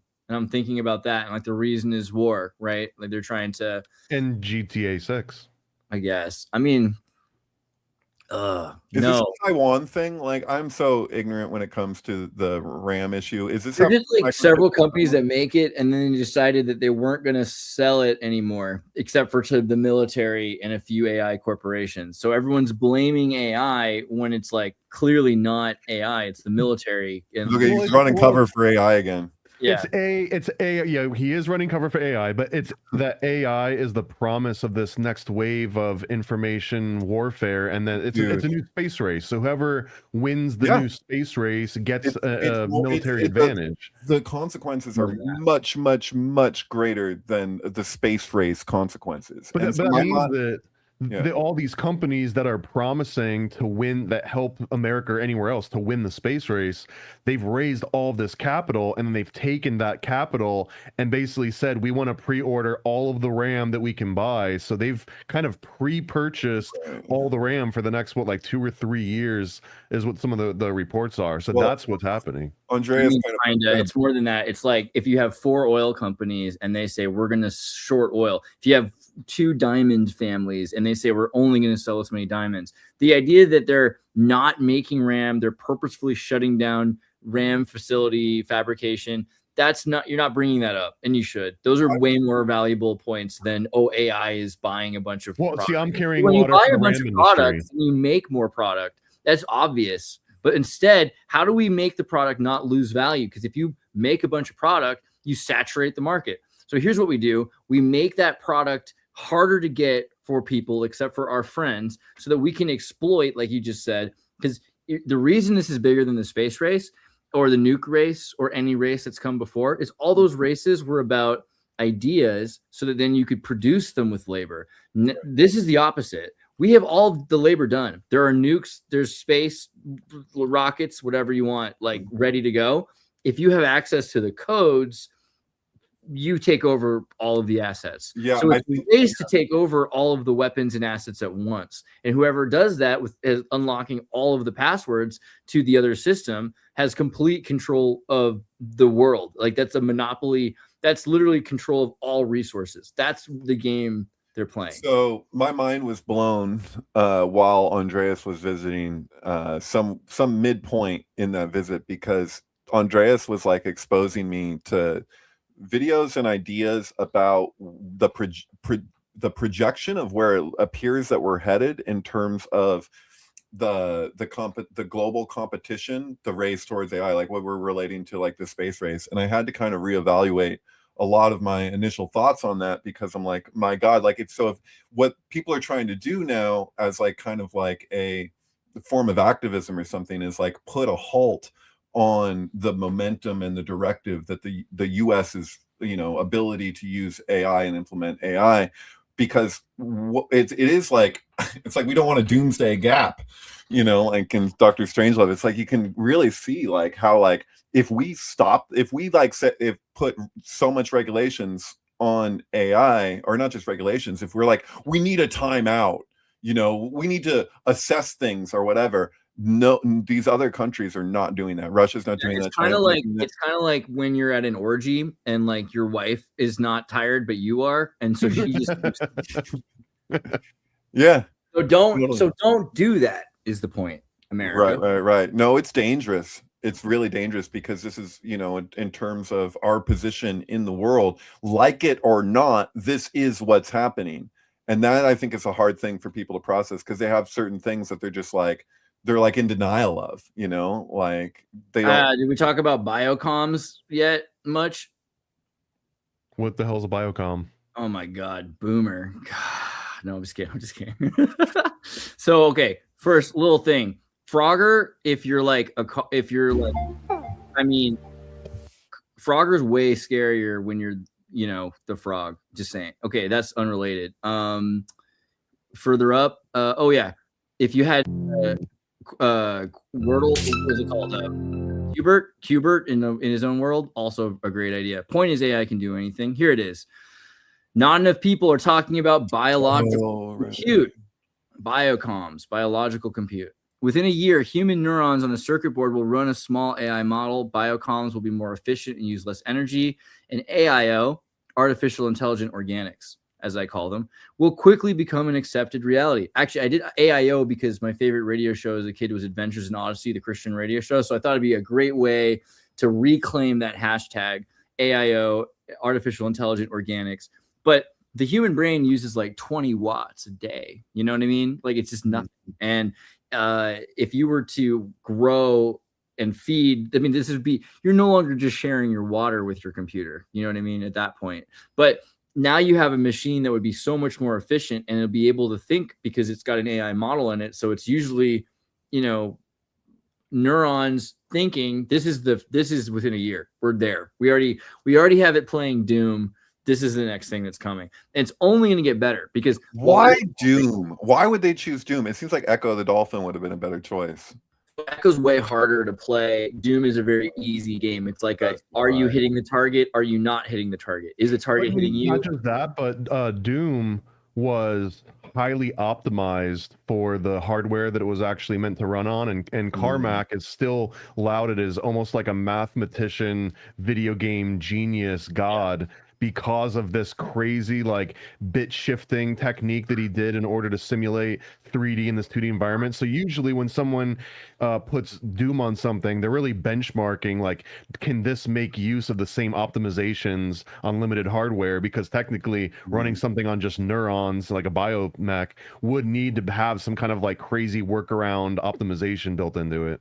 Yeah, and it's open source. Echo's not. So that's, I mean, it's not open source, but it's abandonware, public domain. A lot of it sounds so old too, though. Like this sounds like things that we were doing 2+ decades ago. Because I mentioned recently that documentary I saw called Technocalypse. And in Technocalypse, in like the early 2000s, they already had a little computer made out of rat brain neurons that were guiding a freaking like a fighter jet. Like it could actually navigate and lock on to and like know when to shoot the missile and everything. And this is 25+ years ago.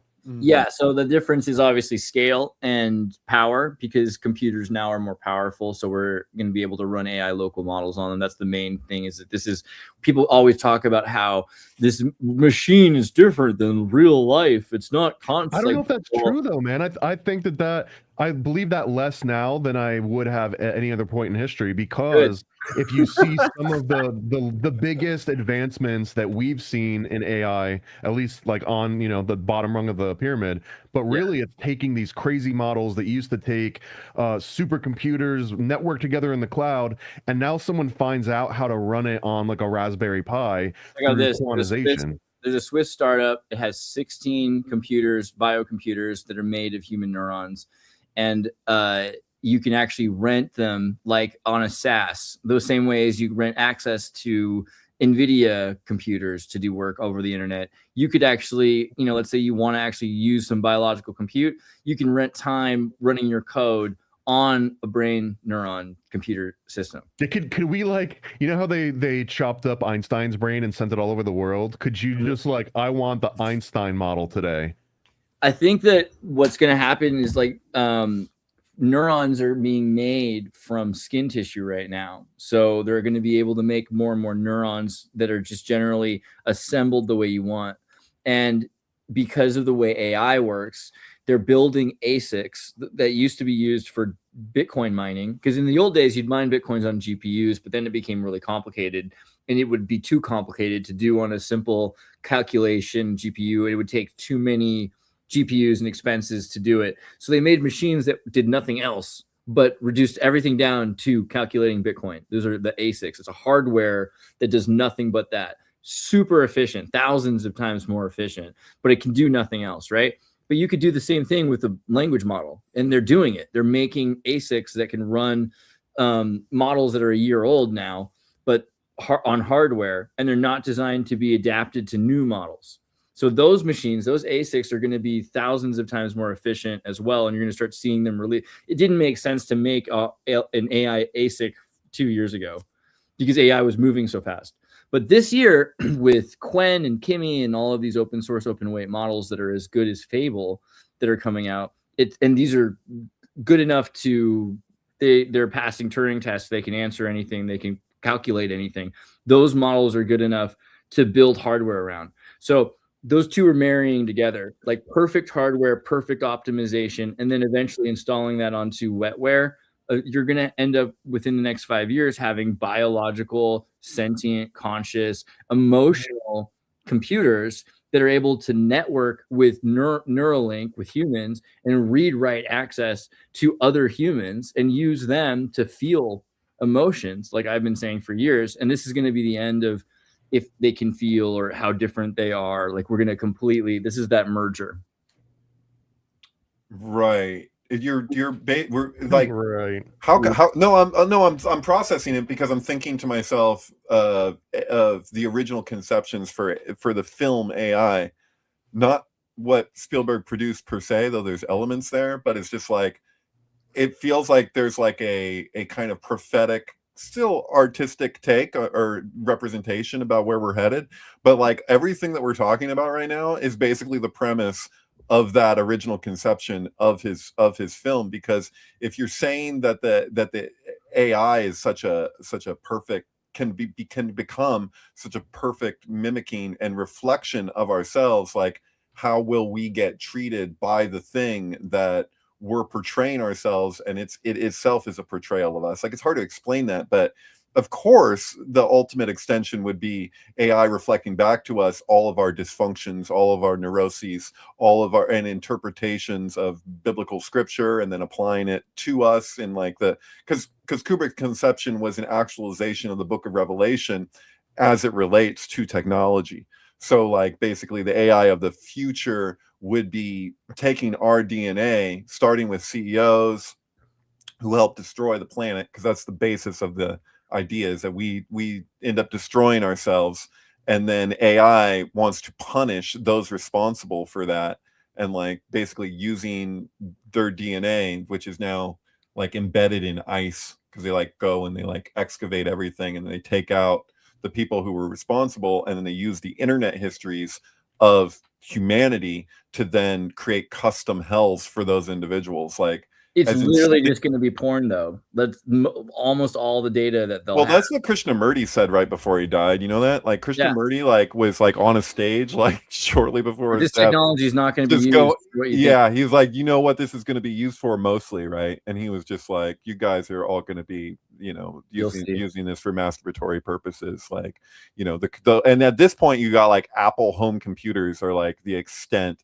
of like of what computers were. Like, when he said that, there wasn't even really an internet yet per se as it became what it was.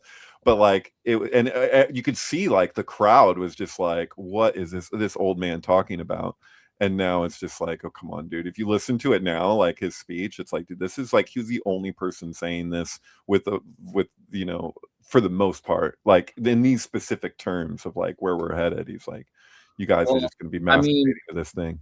On a not as interesting to anyone else, but like I've been flashing all the game stuff. Like, what's been my optimistic white pill moment is every post I'm seeing, because I've blocked most political posts, are all about how they can't believe this is running in a browser. It's always that. It's always, I can't believe it's running in a browser. So we're at a point where last year everyone said games are going to go extinct because no one's going to be able to afford the hardware needed to play them, to all of a sudden, wow, we can optimize all of this stuff and people can access it. And I think, sure, porn's a big thing on the internet, a lot of gooning, but like kids are pretty sick of goons, and I don't know. I want to build more of a meta space. That's what I've been thinking about. Like, I love all these little games. The little games are really fun. Older games are better. Like remaking Frogger and things like that teaches you that an immersive game doesn't have a beginning or an end. It just throws you into a game. You play it for as long as you want, and you leave it. That's dead today. Most games people are making have these like 2-hour intro stories, 36, 46 hours of playtime. You know, like if you have a life, you can't invest your life into those games. So people are still into the high replay value games, but that world building is still so great. And if you think about Crash Bandicoot particularly, like it's this genius game because you have a CD with a bunch of assets that it can re-drag from. So there's millions of apples, but they're just one Apple asset. There's thousands of characters, but it's the same character replaced over and over again. And so they're able to build this giant world, and it's like Disneyland because you go to, like in GoldenEye is not a giant open map. It feels like it is because when you turn the corner from one map, it teleports you to another map. Right. You've got these chunks that feel like you're going through this giant open space, but it's a way better illusion than an actual open world. These newer games take your entire hard drive to build this giant map. And what are you going to do? Walk across Grand Theft Auto? Like drive? Right. Dude, I feel like there's like, if I don't know if it's already happened, but if somebody like reproduces like an epic Frogger game where you have to dodge the tires, like what you're working on, but if that was like produced, I feel like there would be people out there that'd be like activists that just want the game to just be the frog tunnel in Davis, California. Like they just like, can you just go through the tunnel under the road and just like exist with the frogs? And like, you're like, well, where's the game then? You find You know? Tartaria. I don't know. I did also this thing where I studied a bunch of like sacred geometry and golden ratio math and stuff. And it was like, can you produce a horse in a one shot? And this so far, I think, is one of the best 3D models AI generated so far. Like, it's pretty good because it's all like something out of the mind's eye from the 90s, you know? Yeah, totally. Yeah. But it's like trying really hard to figure out like how does nature grow a horse? So things like that. But I mean, yeah, I know. I think the Frogger thing has some potential. Actually, like I think I would use this game a lot in real life, especially in like the headset, because now you got Quest headset and the Steam headset, so more VR games are probably going to happen. There's going to hopefully be more interest in VR games again. I don't understand get what's happening. If you get into the water, you die, but that's the safest place for the frog, no? Right. No, you have to go above the water on the lily pad is the thing, right? You have to jump. Why? Can a frog go into the water? I mean, I guess that's a good point. We could make a whole other aspect of this game where you can swim for a period of time, you know, for some reason. Why not? But there's fish that'll try to eat them, like a catfish or something. I feel like I need to push back a little bit because the original concept of Frogger wasn't about this like open world, do anything. It was literally a quarter pusher. These were meant to extract the most amount of quarters out of your pocket as humanly possible. I think you're missing the Beowulf quality, right? So like originally, like video games weren't like you did it, you saved the princess credits. Like they weren't for that. No, like it's Beowulf. Every arcade game is your life. No, because your life is like that. You put time and effort and money into your life, and you fight, and eventually you die like Beowulf. And Beowulf doesn't die fighting like the great dragon. He actually dies later on when he's older. Like there's a rise, you're peaking in that game, and then something happens to you, and you 60th level of. But didn't they change it for the most part? It used to be that if like the arcade king was the kid who could walk into the arcade and play on like one or two quarters the entire day. I could play for like 6 hours. Like then there's the beauty part is you can't get to the next level, so the kids keep coughing up quarters. You see. They stand there like laboratory rats. I see them every day, you know, like it's. But I think it's more, it's like, it's the warrior, it's the Saxon warrior mentality that you fight until you die and there's no winning the game. There's just your name goes up in legend for how hard you fought valiantly. And someone else will see that and that child will grow up seeing that name until their name replaces that name. And it's a ballad at the end of the game of names that were the heroes. That's the way they used to. Yeah, but they're frequently just like AAA and DDD and, you know, whatever. It's like, you know, because they're just whatever, you know. That's because they don't have the pride that they need to have. They need the pride. Yeah, no, it's true, actually. Yeah. When you actually go and see like a name that was like really funny or clever or whatever, you know, it just it did stand out, you know. Yeah. But you could build kind of like Crash Bandicoot, like a meta space that was a list of, instead of tracks on a disk, URLs of JavaScript locations. And you could unlock them as you defeated ones. And instead of passwords, you could have beating games to unlock. How do those ships get out? It looks like they're completely closed into that little. It's like Disneyland. Those ships are in. It's like Disneyland. Okay. They can't. They're not allowed to leave. Okay. Maybe they can through like a Stargate portal or something like that. That could be a thing. And I have to figure out surfing still. But you know, you can get the idea. You could have an uncanny valley. First, there's Tartaria. You come in, there's statues of Andreas, a little museum about me, right? The center city. That's how you communicate. This is like the mass online zone where people can talk and chat, kind of like the metaverse Quest has. Then you got like your virtual futuristic place over here. There's like the uncanny forest or whatever. But then the uncanny valley that's like Frontierland can have all kinds of weird characters that live in the woods. And every house you walk by could have a different TV show playing. You know, a different episode of Synctank or something. You just walk by the houses and you see them in the TV. There could be little TiVo guys walking around that you talk to, right? And the whole thing could be, because it's like, if it's a mass online thing, it could be a way that you do interviews. You talk, your character, your other character, they come in and they're interacting in that metaspace doing videos. So I don't know. I think that's cool. You're a man with a vision, Andreas. Maitland statues of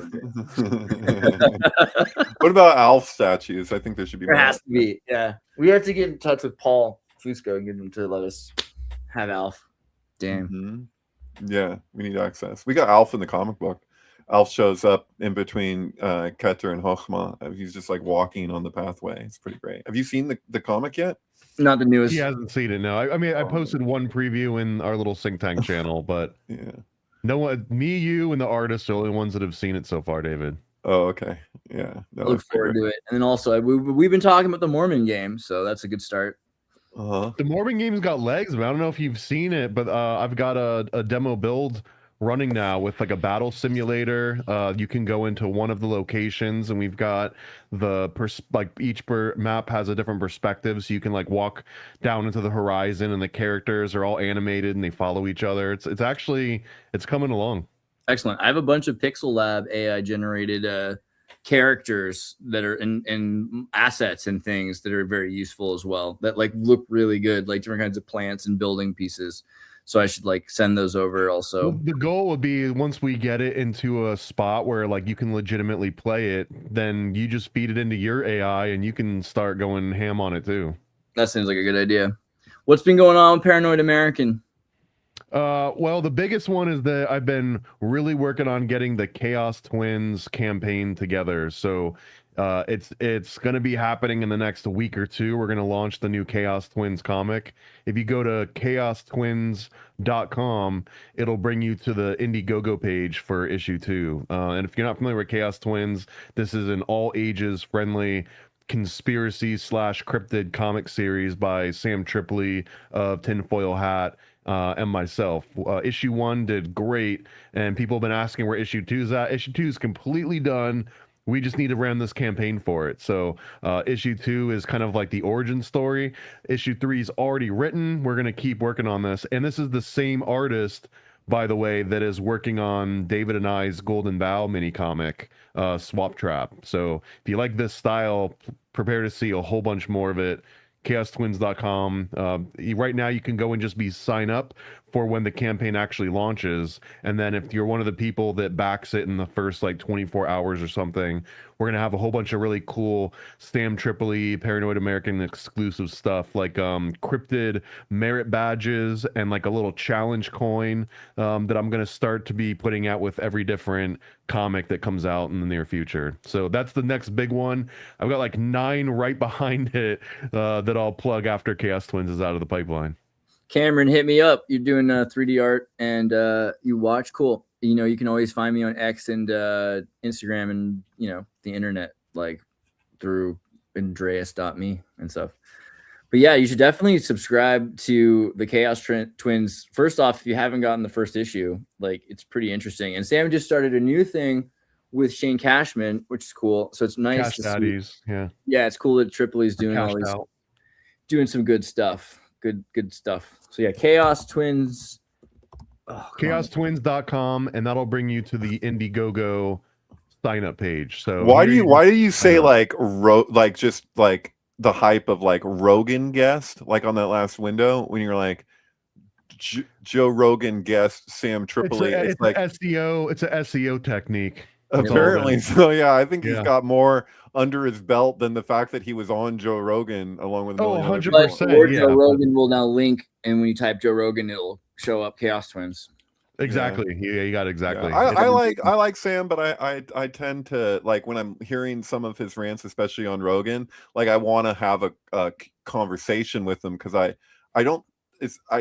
sometimes disagree with him completely, but for the most part, it's just like, oh man, you missed a little thing here. And yeah, I mean, like he's not the expert on topics. He doesn't pretend to be. He's the guy who talks to as many people about topics as possible. So all week long for years now, he's got people on meth or not talking to him, and some of them are smart, and some of them are crazy. Right. Like he's eating all of that, and then like he goes on Joe Rogan and he is quoting me about Tartaria. He's quoting he's about JFK. He's quoting people, and that's great because he's popularizing these. Right. It's true.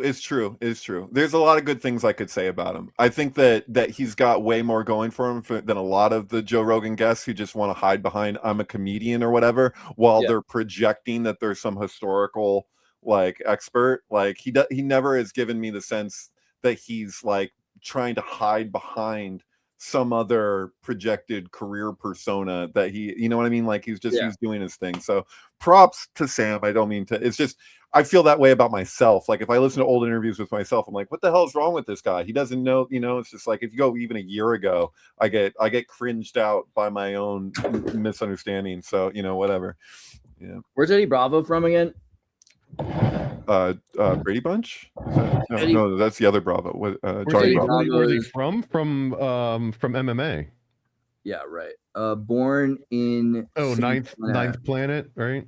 Santa Ana, California. Okay. Oh, you mean location wise? Yeah. I'm just curious. Where do you know him from? You know? Yeah, well, it's like I wonder because some people get really upset when you tell everyone that Hawaii isn't a real culture and that it was invented. Right. So I was just wondering, like, if he had if he was from Hawaii or something. Oh, like Canada. I don't think he liked it. Canada is real because they invented it on Degrassi, so that should count for something. I don't know. He invented it on Degrassi. David Charles Plate, sir. This is your page. I recommend Liquid Sky with David Bowie's album Let's Dance. That's a great point. I forgot. That's on here on this website somewhere. And I don't know if I have it on Twitter also. I might. Go to the sync book. Well, we can look it up. I think you do actually. Hold on.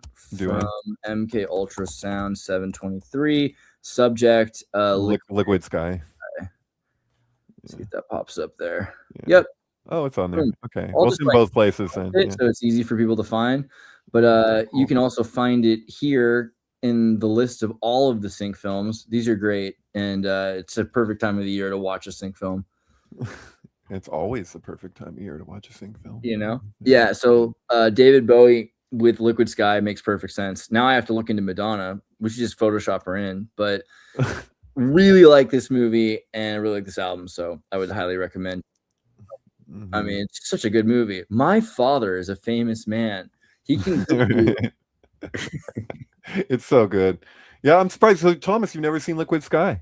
No, I don't think so. It's, you know what? I say that all the time, and then I'll put it on, and I'll get like 3/4 of the way in, and be like, "Oh, I've seen this 8 times," and I just don't remember. Yeah, there's some trauma film about lesbians. I don't think it kind of looks like Tank Girl a little bit. Slavic lesbians from New York City made the best movie about their friends. I mean, it's just so real. So it is Tank Girl.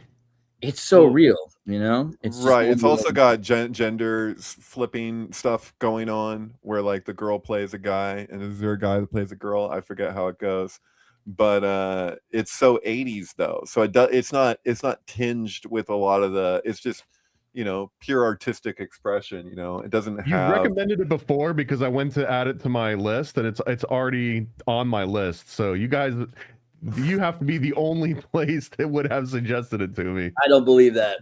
Everyone loves Liquid Sky. Yeah. There's also the label that was Liquid Sky, for one of the best jungle labels of the 90s and early 2000s, called Liquid Sky. Just saying. Someone was saying Liquid Sky was a cool store in New York in the 90s as well, which makes sense that they would name it after. But yeah, I don't know. I guess that's pretty good. Maybe we should just anything else you want to say? I don't know. I feel like don't you have other things to plug, Andreas? I mean, I know you're so busy with a million projects and everything. So my God, I mean, you know, what am I supposed to say? Who even cares? Go to Andreas.me, go to exertus.com. You see what I'm working on the Andreas website. Send me money. I'm working on all these games and stuff, and like I'll send you copies of the stuff while I'm working on it. I should probably do something like that. Should be like a Patreon or something, because I don't finish the projects yet. I don't want to release them until they're perfect. I liked the in the style of Lana Del Rey reading of The Secret Doctrine from Blavatsky. That was pretty cool. You should share that at some point somewhere. Yeah. But yeah, whatever. There's a lot of different versions you came up with, but it was like why isn't she singing? She's just like speaking. It's like, no, she does that quite a bit. Like it was actually being accurate, you know. I'm trying to find it, but I'll have to play it next time. Oh, you know, it would be pretty good. Did we do hold on, there was one thing I would like to share that David and I worked on last week. What was that? It's taking me a second. Let me while you're looking for that, I did want to part some wisdom a little bit, and that's that there's men on the moon, there's men spinning around the earth, and there's really no attention paid to earthly law and order anymore, and I think it's a shame. That's true. Yeah, he makes a good point, you know, but that bum in A Clockwork Orange, when he says that, he's actually making the exact same argument in the song from ABBA, What About Livingston, when she goes to the newspaper stand. It's the exact same thing that the guys are saying there at the newspaper stand, which connects to Kubrick completely. And that's why new planet, new dangers, new insects twice my size, new mountains full of monsters, new forests full of eyes, no kitchen, no provisions, no warm and proper bed, snarf, and everyone keeps saying, go bravely on ahead, snarf, snarf. I have a small objection. I would prefer instead that we return to where we came from, except that world is dead. The Thundercats see destiny, a kingdom to restore.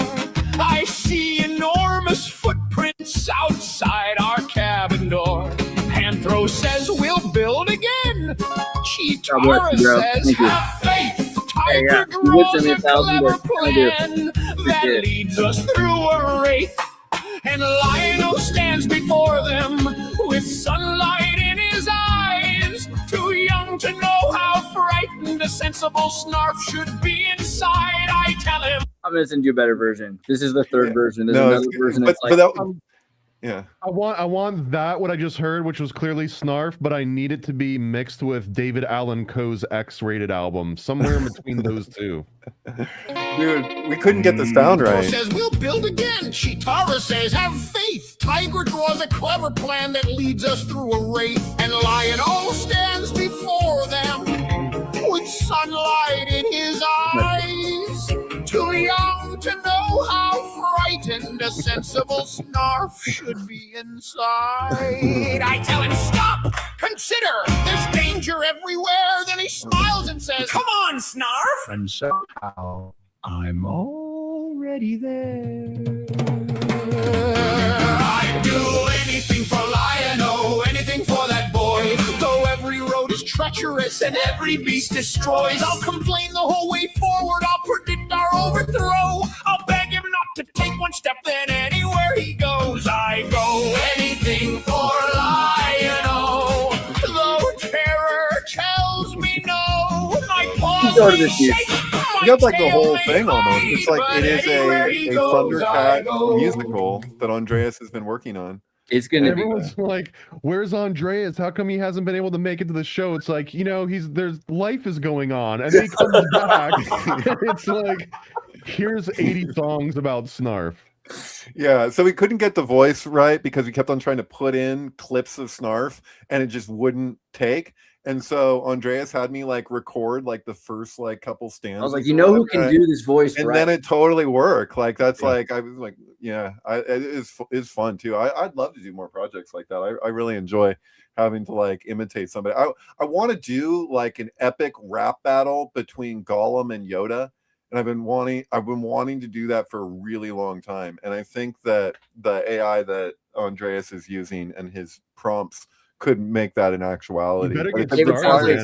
He sounds like George Lucas. He's like, you know, in the 70s, we couldn't actually do the things we wanted, and now with technology, I'm sure you saw this, but you're only going to be able to download 20 songs a month pretty soon. Oh, I'm so pissed. Have you seen my posts about it? I was like, Suno's dead to me. Suno's over. Suno's done.